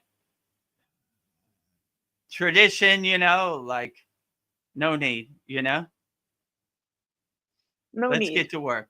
Let's get to work. Kriya means action, so action Yeah. with awareness. We don't talk about Kriya, we do Kriya. We do it. So if you want to spend a year doing the same asana, Maha Mudra, or same mudra, up to you. You know, if you want some variety in your life, join the Kriya Yoga School.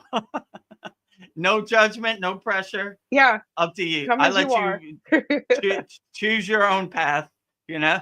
I hear something beautiful.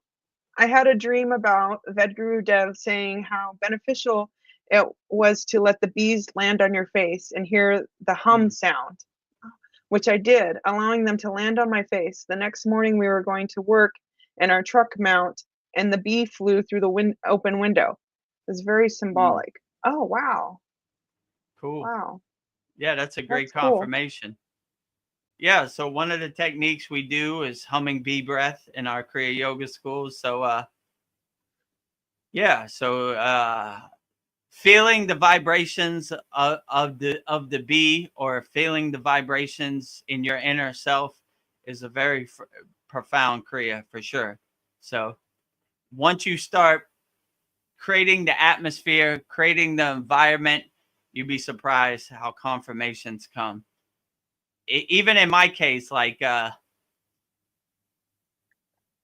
after we did those techniques of humming bee breath, I started seeing a lot of hummingbirds around my yard, which I never saw too. So the vibration is good, right? And it attracts that vibration. So when you have the vibration, the hum of the bee comes to you. They hear the calling. So so yeah, it's good to get those confirmations too. Like, oh yeah. Humming bee breath, hummingbird. There it is. You know, they heard the calling, right? Yeah, that's beautiful. I know I have a question. I'm just curious about, I don't know, I seem to be the only female in the Satsangs and in our class.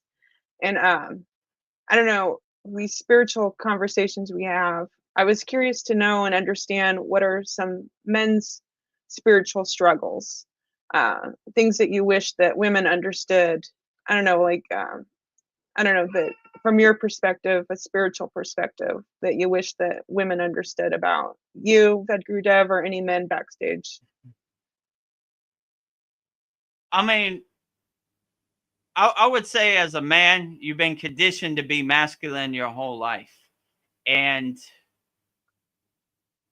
when you get on the path of Kriya Yoga, your dormant emotions come to the surface, right? And when your Kundalini awakens, you have no choice but to address those emotions. They just come out. You start crying like a baby, like why am I so sensitive to nothing, or Yeah. so as a man, you've been conditioned to be strong and masculine your whole life, and to integrate the Shakti, the feminine side, into your daily practice is probably the hardest thing for a man, right? You have this dormant DNA. I have to be a provider. I have to be masculine. I have to be strong. I have to be a fighter or whatever, right? And that's the hardest thing to let go of, right? Like you think it doesn't make you manly to be sensitive and be more in touch with your feminine Shakti side, right? So yeah, in my case, that was the hardest thing. So I Yeah. was like, I'm a man. My mantra diksha should be Shiva, Krishna, Ganesha, all men, right? Then one day my guru says, you have no balance in your life. All masculine, no feminine, right? Like that's not balance. We live in equanimity in balance. So we have feminine also, right? So then I said, okay, well, what Davies do I need to balance out? And then I started getting female deities, right? So the balance, right? Too much masculine, not enough feminine. So the hardest thing for my man is you think you need to be 100% masculine and 0% feminine, right? That makes you a man. But when you realize that you need to be 50% feminine and 50% masculine, then you're living in equanimity and balance, right? So that's the hardest thing for a man. And in my case, how could I say this? It, I thought it made me less of a man to be more in touch with my emotional feminine side, right? Like I'm a man. We don't cry, we fight, whatever. I don't know what I, So like that that was probably the hardest part. Now I live more in equanimity, right? Like Brahma, Saraswati, Vishnu, Lakshmi, like you balance it out, right? So that took some perspective for me, like so, but it's up to the man to come to that realization. Some people don't want to come to that realization, right? Some people are in love with the chain that enslaves them, so they don't want to look in the mirror and be a better person, like, so I had trouble with that too, like going in the mirror, like I need to be more feminine, which, how could I say that, in a man's perspective, it makes him less of a man, let's say it like that. But if you have a real universal perspective, it makes you more of a man, right? Because you can't have yoga, the divine union. Shiva without Shakti is not union, You need the union together. My guru used to say Shiva and Shakti meet on the crown, right? So if Shiva's there up alone, you're only halfway home. You need Shakti there too to have the divine union for your crown to open up, right? And the pillar of light to hit your crown. So you need that alchemy, that Ida and Pingala, that masculine and feminine, right? So, in the practices in our school, we always do the right side and the left side, because the right side without the left side is only halfway home. You do pose and counter pose balance it out, you know. You do asana strenuous, and then you do relaxation to digest the benefits, you know. So that's kind of the way I would say it. But yeah, that's a difficult mountain to climb in the beginning of yoga. All right. Yeah, I don't know. Thank you for sharing that. Yeah, I guess it would be hard for a man to express his female side. So yeah. Yeah, most men don't want to express their feminine side. They suppress it, right? They think it makes them Yeah. How could I say this? Not manly or The alphabet letters, you know, yeah. like it makes them that, you know. I Yeah. don't want to say it like, Yeah. We don't you want to be know. ugly. Yeah, I don't want to be crude, you know, like I'm trying to find the right words. That, you know, the alphabet people, you know, with Yeah. the rainbow flag, it makes them that. So they're Yeah. scared of that, right? But it doesn't make you less than a man. It makes you more of a man to be in touch with your divine mother, also with your divine father, right? Like Babaji, Mataji, Jesus, Mary, you know, there's millions of examples. Brahma, Saraswati, Vishnu, Lakshmi, on and on and on, you know? So you always see the masculine and feminine in most spiritual traditions. Yeah, I need balance. I don't know, something I just saw that kind of triggered me. I don't know. I just saw this video on Instagram. So an Anagori is a total renunciate. They don't have relationships with women or they're just like cut off the world. Correct? So Correct. I just saw a video of this Agori, and all he is doing is holding this woman's hand and walking her through like this crowd. And then I read all the comments, and they were so ugly. Like, he should know better.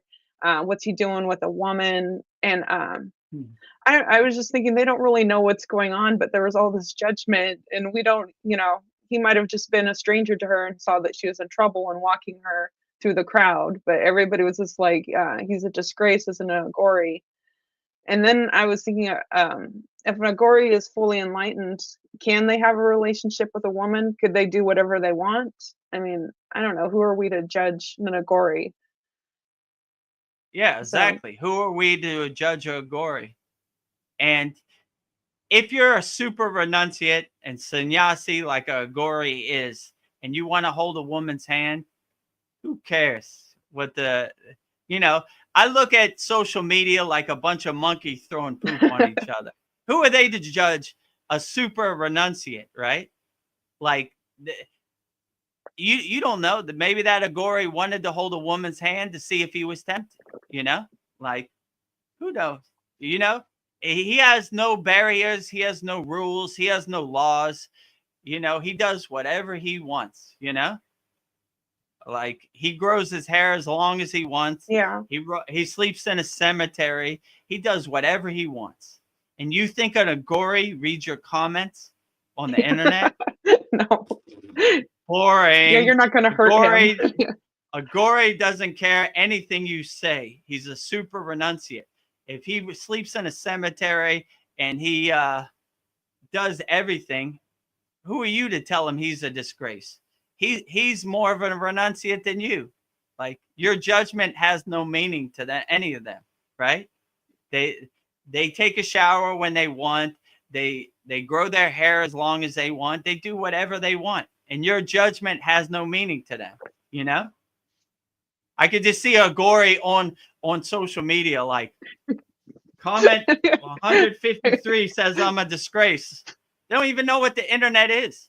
There's no internet service in the Himalayan mountains, you know? So I don't know. Everybody's got an opinion. Yeah, opinion about what? That's like me giving an opinion to a brick wall. Like, I don't like your color. Your color is very bad. You're such a disgrace to walls. Yes. You know? What wall has a color like you? Oh my God. You know, the wall don't care what I say. You know, Yeah. And then you're that wall like in the next life. Agori does what he Yeah. wants. If he wants to hold a woman's hand, he don't care. He'll walk right through the Kumbh Mela holding a woman's hand. None of your opinion means zero to me. Yeah. You know, I don't care what any of these other spiritual so-called traditions. Oh, you're a real yogi. You're living in non-judgment. Then why did you post on social media? You need to look in the mirror. You need to be better, right? Yeah. What kind of yogi judges another yogi? Or what kind of so-called spiritual person talks about another spiritual person? You need to do the inner work. You are living in ego, right? You are living in judgment. This Agori's just living his best life. He can do whatever Yeah. he wants, you know? So who are you to judge anybody, right? But yeah, it's kind of funny, you know, like, Yeah. yeah. I If didn't you mean to think get you all fired up. I'm sorry. Agoris are scrolling through social media, you're living in a dream world.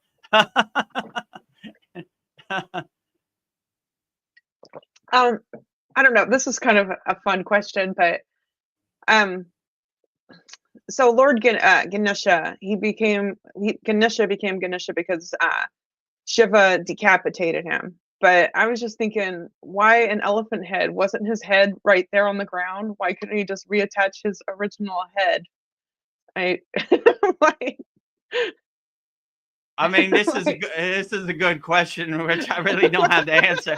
I'm not a I'm like, expert it's on the right there. Vedic Why? texts or you know attached to the stories too much. You know, so some Indian who's watching this out post in the comments why Lord Yeah, Ganesha why? has an elephant head and not a regular head.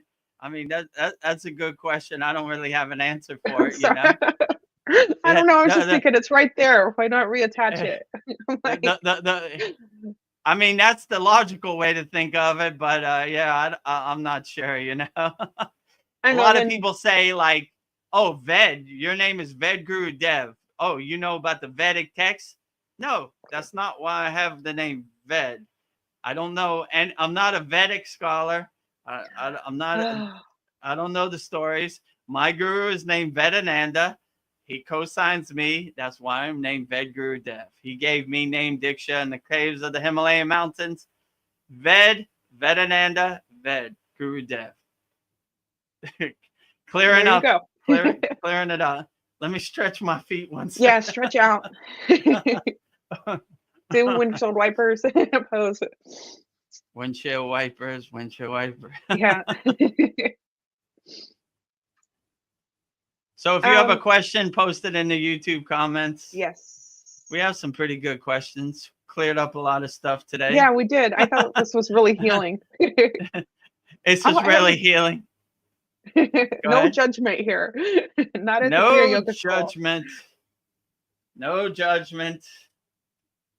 So I was the swastika symbol. It's in Hindu, and it's become such a ugly symbol. But what does the swastika originally come from, and what is its true meaning and the science of that symbol, if you know?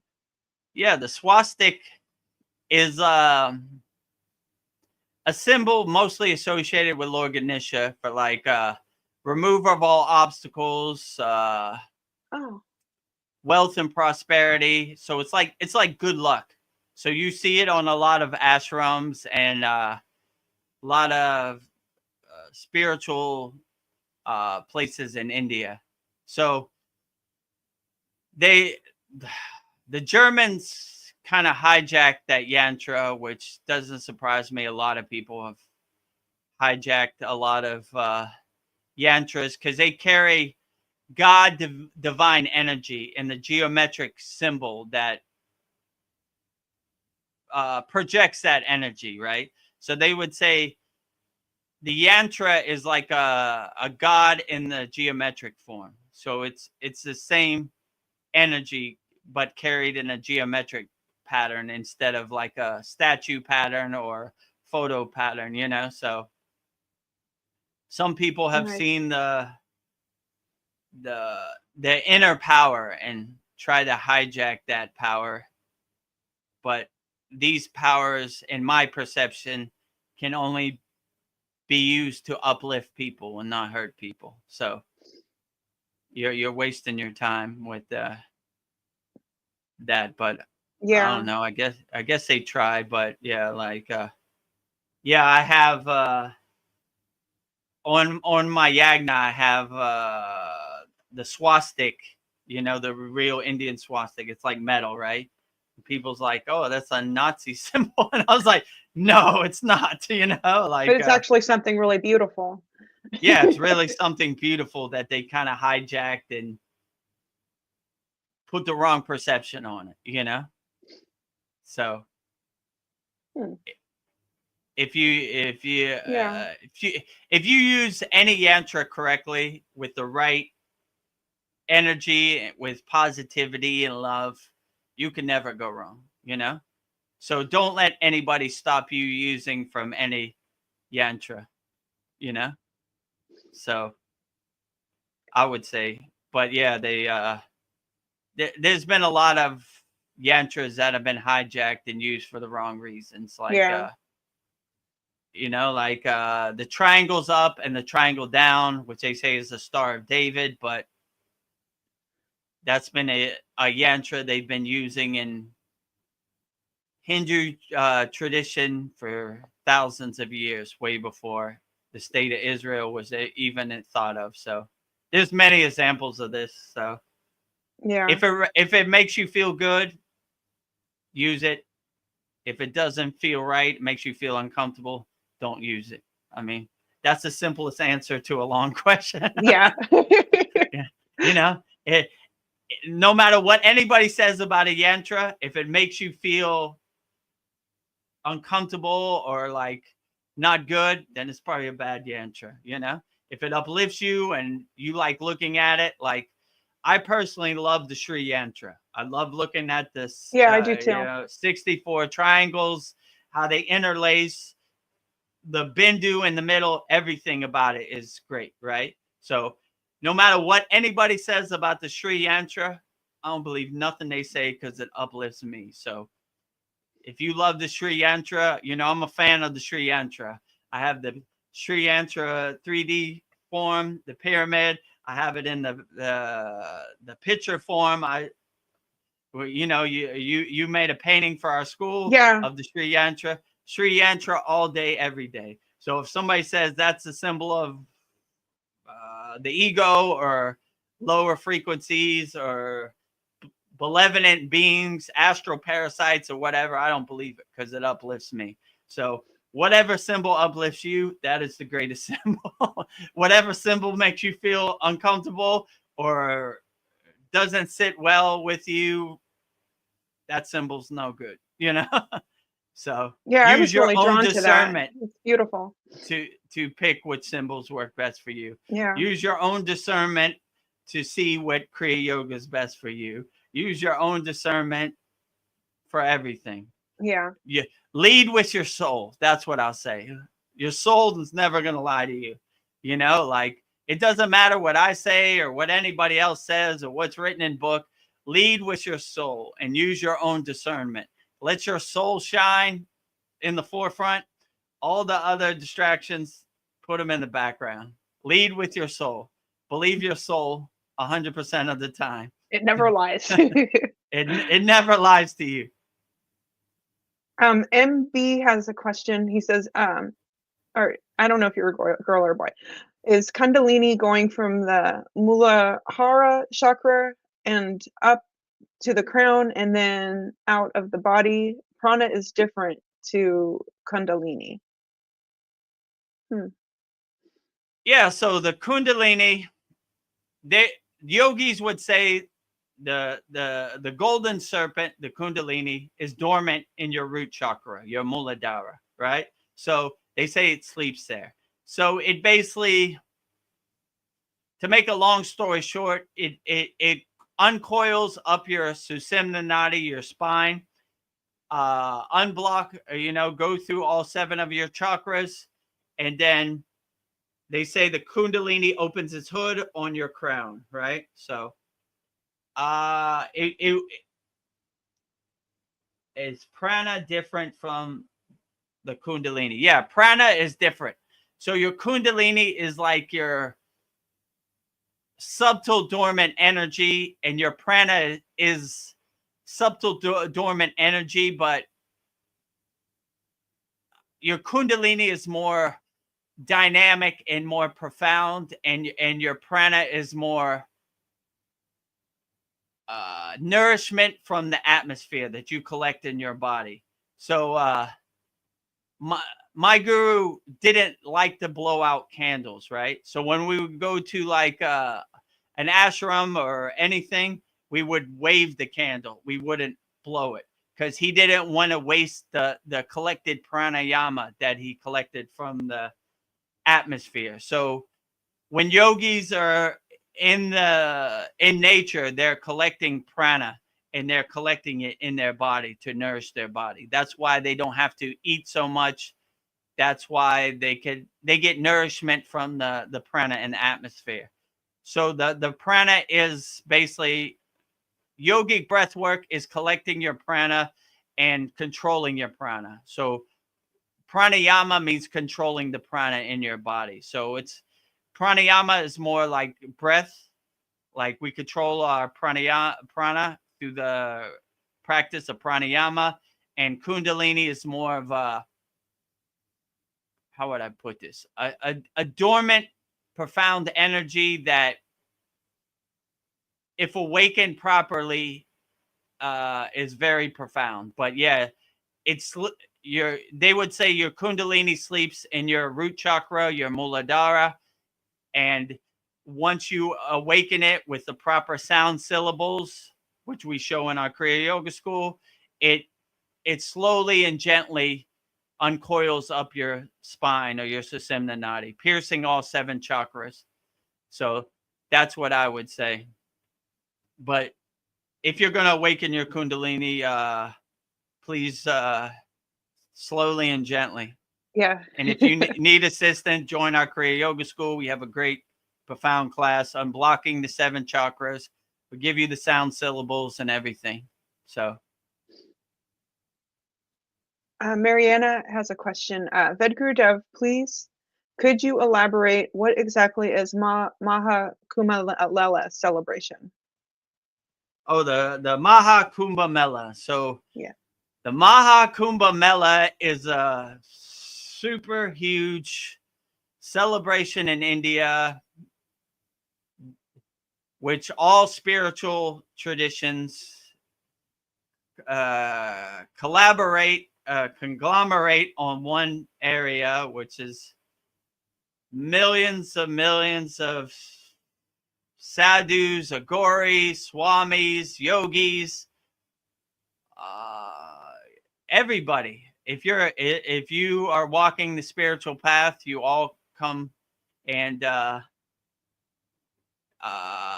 rub holy ash over each other, swim in the river, puja, yagna.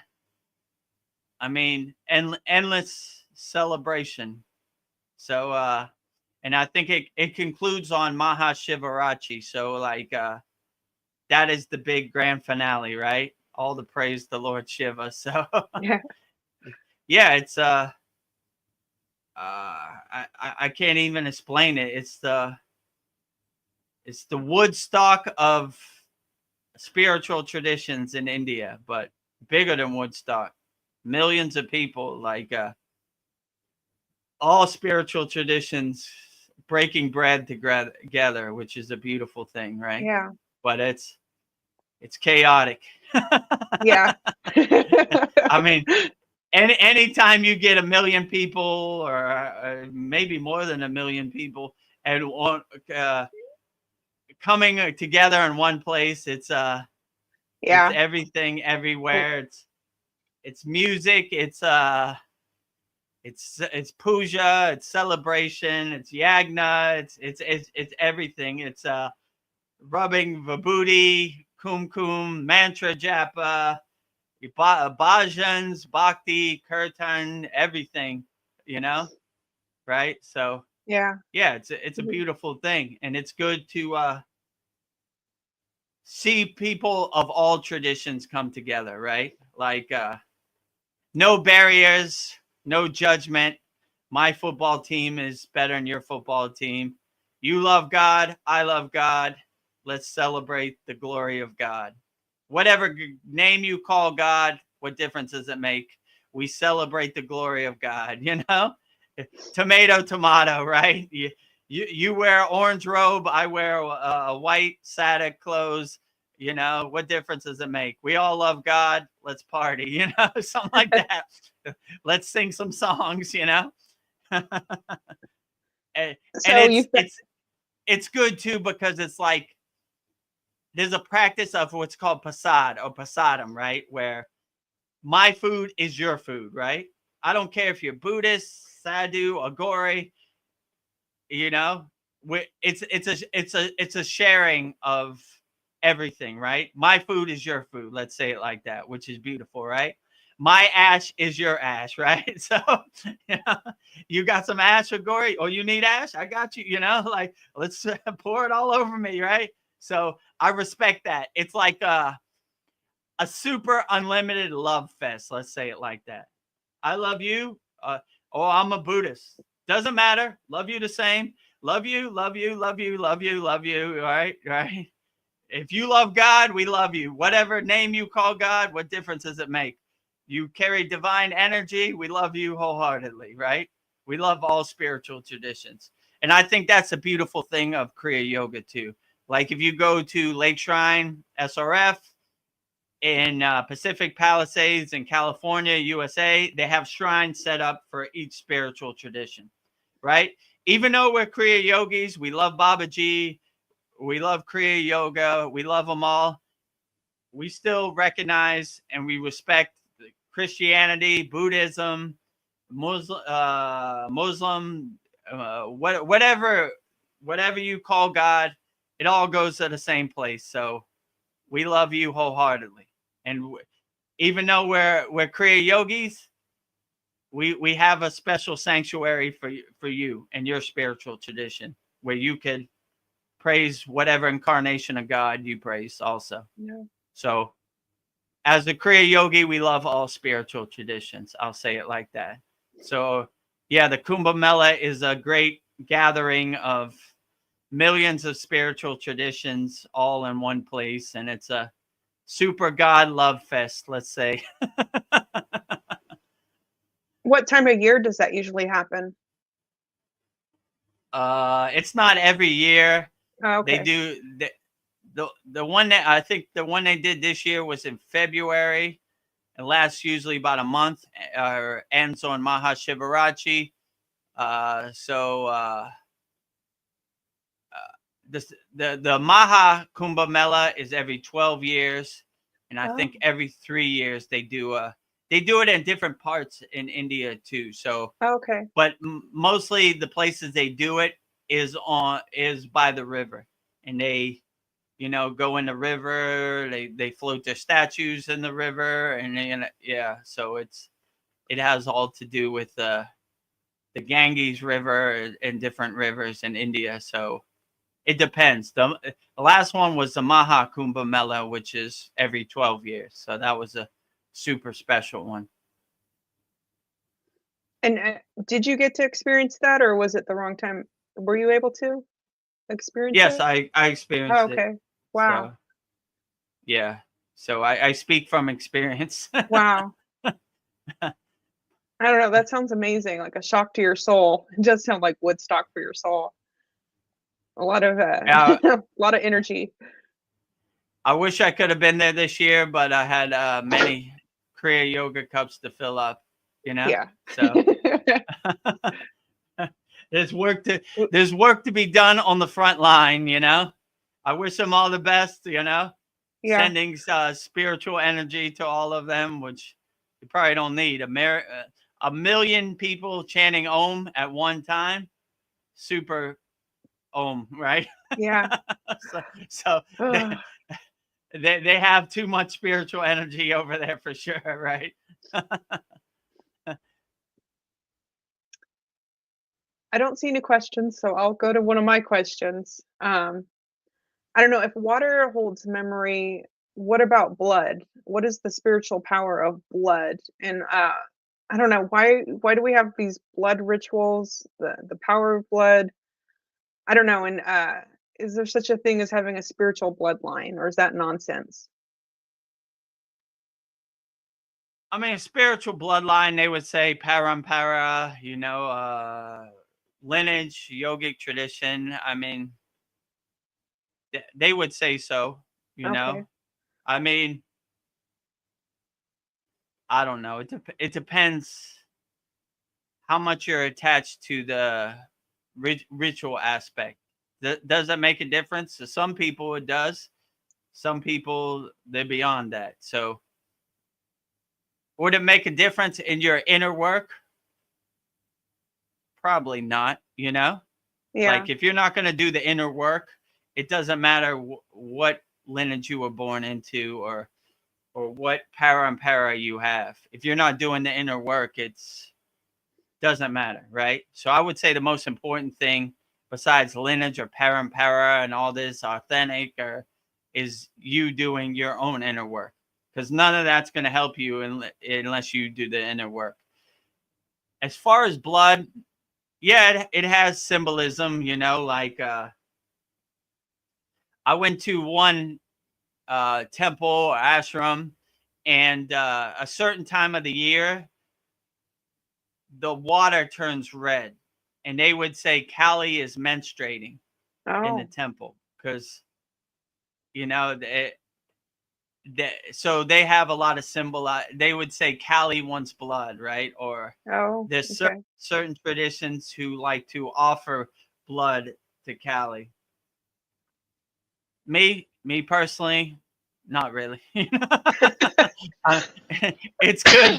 It's a good ritual or a good story, but like I've actually saw the temple where they, it was red, but I don't, I Yeah. don't know if you resonate with that, then it's great. If it doesn't resonate with you, then it's just a cool story to tell. So I would say your blood carries water, so it's the same type of thing. Speak to your Memory. body nicely and always uplift yourself. Don't lower yourself. Always uplift you. In Kriya Yoga, all our practices are going from the lower chakras to the higher chakras. Always up, always up, Uh, I saw a good Babaji quote. It was like, climb the ladder up to bliss or climb the ladder down to ignorance. Up to you. So Oh.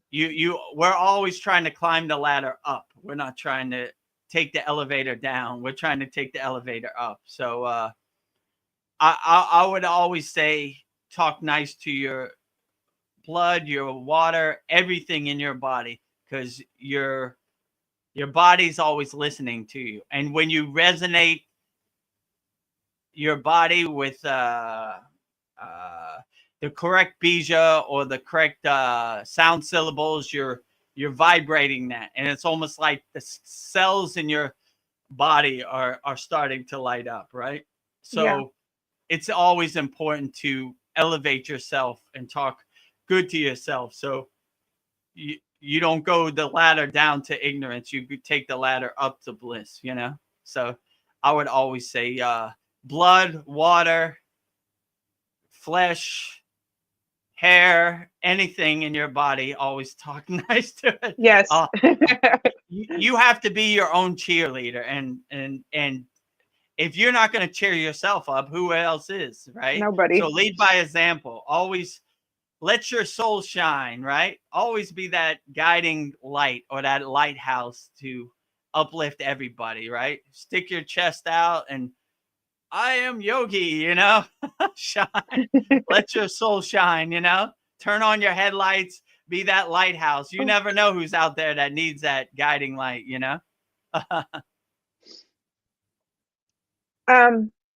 So I have to get going. I don't know, but I have 15 minutes, so I could keep. I don't know if you wanted to keep going. I could keep this open, and I'll be back in 40 minutes. If I don't want to go, but I need to pick up my husband. Well, it's okay. I think we pretty much covered everything we need to Okay. cover. And I mean, if anybody has any last minute questions, is make it Yes, short and sweet. We'll try to get to it before Veronica has to go. But yeah, I think this has been a pretty profound it has satsang. been. It I started don't. out pretty rough, but we got it together. Yeah, we persevere. We're gonna have this no matter what. I'm gonna leave that beginning part. Yeah, I want people to see like life happens to Vedagurudev yeah, also, right? I'm just not this blissed out yogi that don't have any obstacles or any resistance or blockages. I go through it too, you know? Happens to yeah. me too. I have one question. These kriyas help develop intuition and possibly other siddhas, CDs. Yeah, absolutely. So the more you raise your vibration, the more you, how would my guru say, the radio signal becomes clearer, right? There's no static. So all these kriyas we're doing where we're clearing out the static, we're clearing out the distractions, so we have a clear aligned connection to divinity. So that's basically how you get heightened intuition, and the answers come to you easily. You clear out all the boxes and all the trash that don't serve you in the present moment, and you have a clear radio signal to your inner divinity. And CTs are like a byproduct of practicing Kriya yoga or doing your sadhana. So these CDs like levitation or clairvoyance or bilocation or, you know, they just happen. They're not something you could have on demand. Maybe some people can, but this takes years of practice. So it's almost like a byproduct. So say I was doing my sadhana, my yogic practice, and when I was meditating, I started to levitate. It's just something that happens. It's not something it's not a goal. It's not the end goal. The more end goal would be Satchinanda, self-realization, God realization, this type of stuff. So these CDs just kind of happen. And if a CD happens, you kind of realize like, what would I do with that? You know, like, okay, that was a good confirmation, but it's not the end all be all. My guru used to say, who wants CDs? Short answer, the ego. Long answer, nobody. So it's never a goal in the Kriya yoga practice to get CD. It's just something that kind of happens, like a byproduct, like a confirmation or a signpost that you're on the right path. Nice. I think I have a good question to end this. How do you recognize a beautiful soul without looking at their outer appearance? What makes a soul beautiful outshine another soul? Something you can't hide. You just feel another soul's energy, like loving, blissful energy. It feels good, like a breath of fresh air, or it's just like a smile on a baby's face, or a sunset over the ocean. It's like, ah, yeah, finally in this war zone, this minefield of lower frequency beings, there's somebody who gets it. And like I told the story one time before, me and my guru were walking through a market.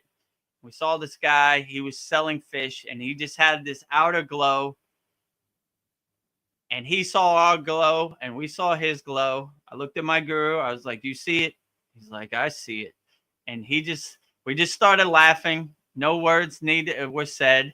Just laughing. I see you, beautiful soul. You see me, beautiful soul. Let's enjoy being beautiful souls. It's hard out here. There are very few souls shining. So let's shine as bright as we can together, as much as we can. So there was not even any words said. It was just a love festival of shining souls, I would say. Yeah, So that's the way I look at it too. Sometimes you walk through a place, and I would say in my case, it's more new souls, like innocent souls, like babies or like younger children who haven't been corrupted or conditioned by the Maya delusional world. So I see it all the time, and I see many times when I go to like the grocery store, the supermarket, a 7-Eleven, whatever, a baby would just stare at me, and they'll stare. I'll walk and they'll stare at me the whole time. And the baby's mother would be like, "Why are you staring at that person so much?" They get it and I get it. And it's not really meant for anybody else, you know? Yeah. I'm like, I see you and you see me, you know? High five, winning Super Bowl team, you know? Winning team, enlightened souls shine, you know? So that's the way I like to look at it. So anytime you see it, it's like a good confirmation that you're on the right path, and you like to see other people traveling the right path also, you know? So That makes me think maybe babies are born with like their chakras are all open, but then the Maya world like shuts them down. I don't know that I would we come. I would say 100%. In my case, for Yeah. sure. You know, like my guru used to say, Vedagurudev, you're a master of distraction. Your whole life you've been distracted. So go back to zero when you were a child and you had no distractions. You were just happy playing in the sun, you know? You spent your whole life collecting all this junk that doesn't serve you. Throw it all away and go back to zero when you were an innocent soul like a child. So for sure, I would say the conditioning, the delusion of the Maya world puts that veil, that curtain over your true divine nature. So once you get too far down the road, it takes a little bit of practice to throw all that junk away and go back to zero, but Yeah. it's highly possible. I don't know if you sell your soul. I don't know. Can you get it back? And do you think the Kriya Yoga School could help like rebuild your soul, or once you sell your soul, it's done? Like, I would say it's never over. In my okay. case, I've done a lot of stuff in the years I've been on earth that I'm not proud of, you know. But I would say it's always possible to pivot and change course and change direction and realize the divine oneness, and all these things you think serve you don't serve you. They're just, your car doesn't define your soul. It's just a piece of metal. Your bank account is just a bunch of ones and zeros on a piece of paper. It does not define your soul. So if you realize the ultimate truth that none of these things that people say you should identify with don't define your soul, then you'll be in the right place. And there's always time. There's always hope. So most of these sitas, they were always trying to extend their life, to go as far down the path as possible. And I subscribe to that philosophy also. So I try to do the best I can every day, wake up with a smile on my face, being as loving as possible to everybody, all sentinel beings, human, animal, trees, nature, birds, everything, you know, and enjoy as much as possible. So that way I think you could never go wrong. But there's Nice. hope for everybody. And if you want to take the lightning path, join our Kriya Yoga School Masterclass. We'll get to work today. So Yes. you can make up for lost time, and you don't have to. You could get off the hamster wheel and not have to reincarnate over and over and over again. That's what most people do. They don't pivot. They don't change course. They keep doing the same thing that got them nowhere, and over, lifetime, life at the lifetime. But if you can pivot and change course and try something new, let's get to work at the Kriya Yoga School Masterclass. So if you want, book a call with me, Kriya Yoga Masterclass. If you are brand new to Kriya Yoga and you have no knowledge of it, but it resonates with you, go to our free Kriya Yoga School, free kriyayogashop.com. 100% free. We're not going to try to upsell you or nothing. We just want you to be the best person you could be. But if you have some basic knowledge about Kriya Yoga, you follow some yogis on YouTube, or you read some books, and you want to start Kriya Yoga today with no dogma, no rules, no regulation, I promise I show you Maha Mudra day one, and you don't have to wait a year for some more Kriyas. Hundreds of Kriyas there.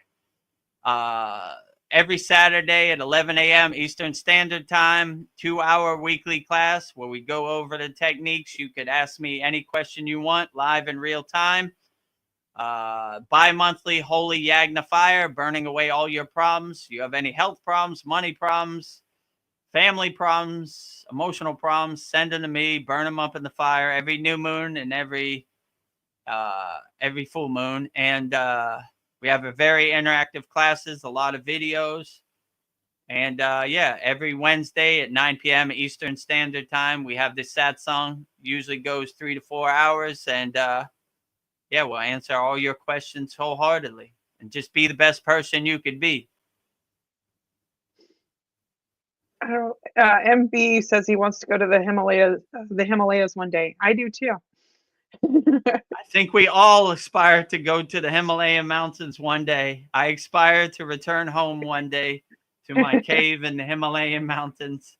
But help as many people as possible with the opportunity I have here. And yeah, hopefully we all can go to the Himalayan mountains one day on Yatra, which is pilgrimage to the Himalayan mountains. It'd be my true blessing to help people to go to the Himalayan mountains and return to the Himalayan mountains.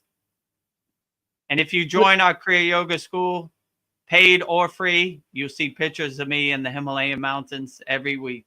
All right. Yes. You have the receipts. I have the receipts. Well, this was a great conversation. This is really profound. So I can't wait till next week. So next week, same time, same channel.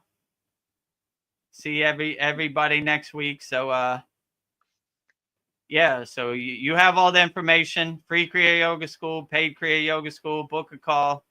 So with that said, we'll wrap up I guess this was our 46, maybe 46 satsang here at the Kriya Yoga School, May 28th, 2025. Sending peace and blessings to all people of all spiritual traditions all around the world out there.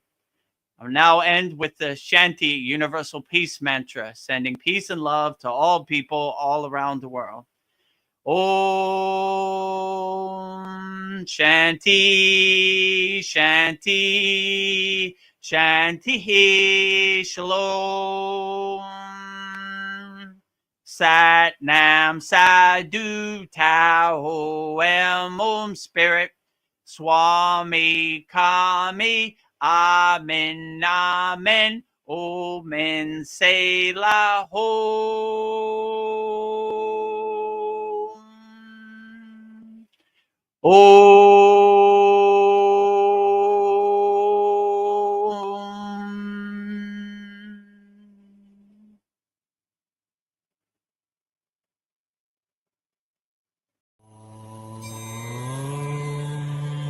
Kriya Babaji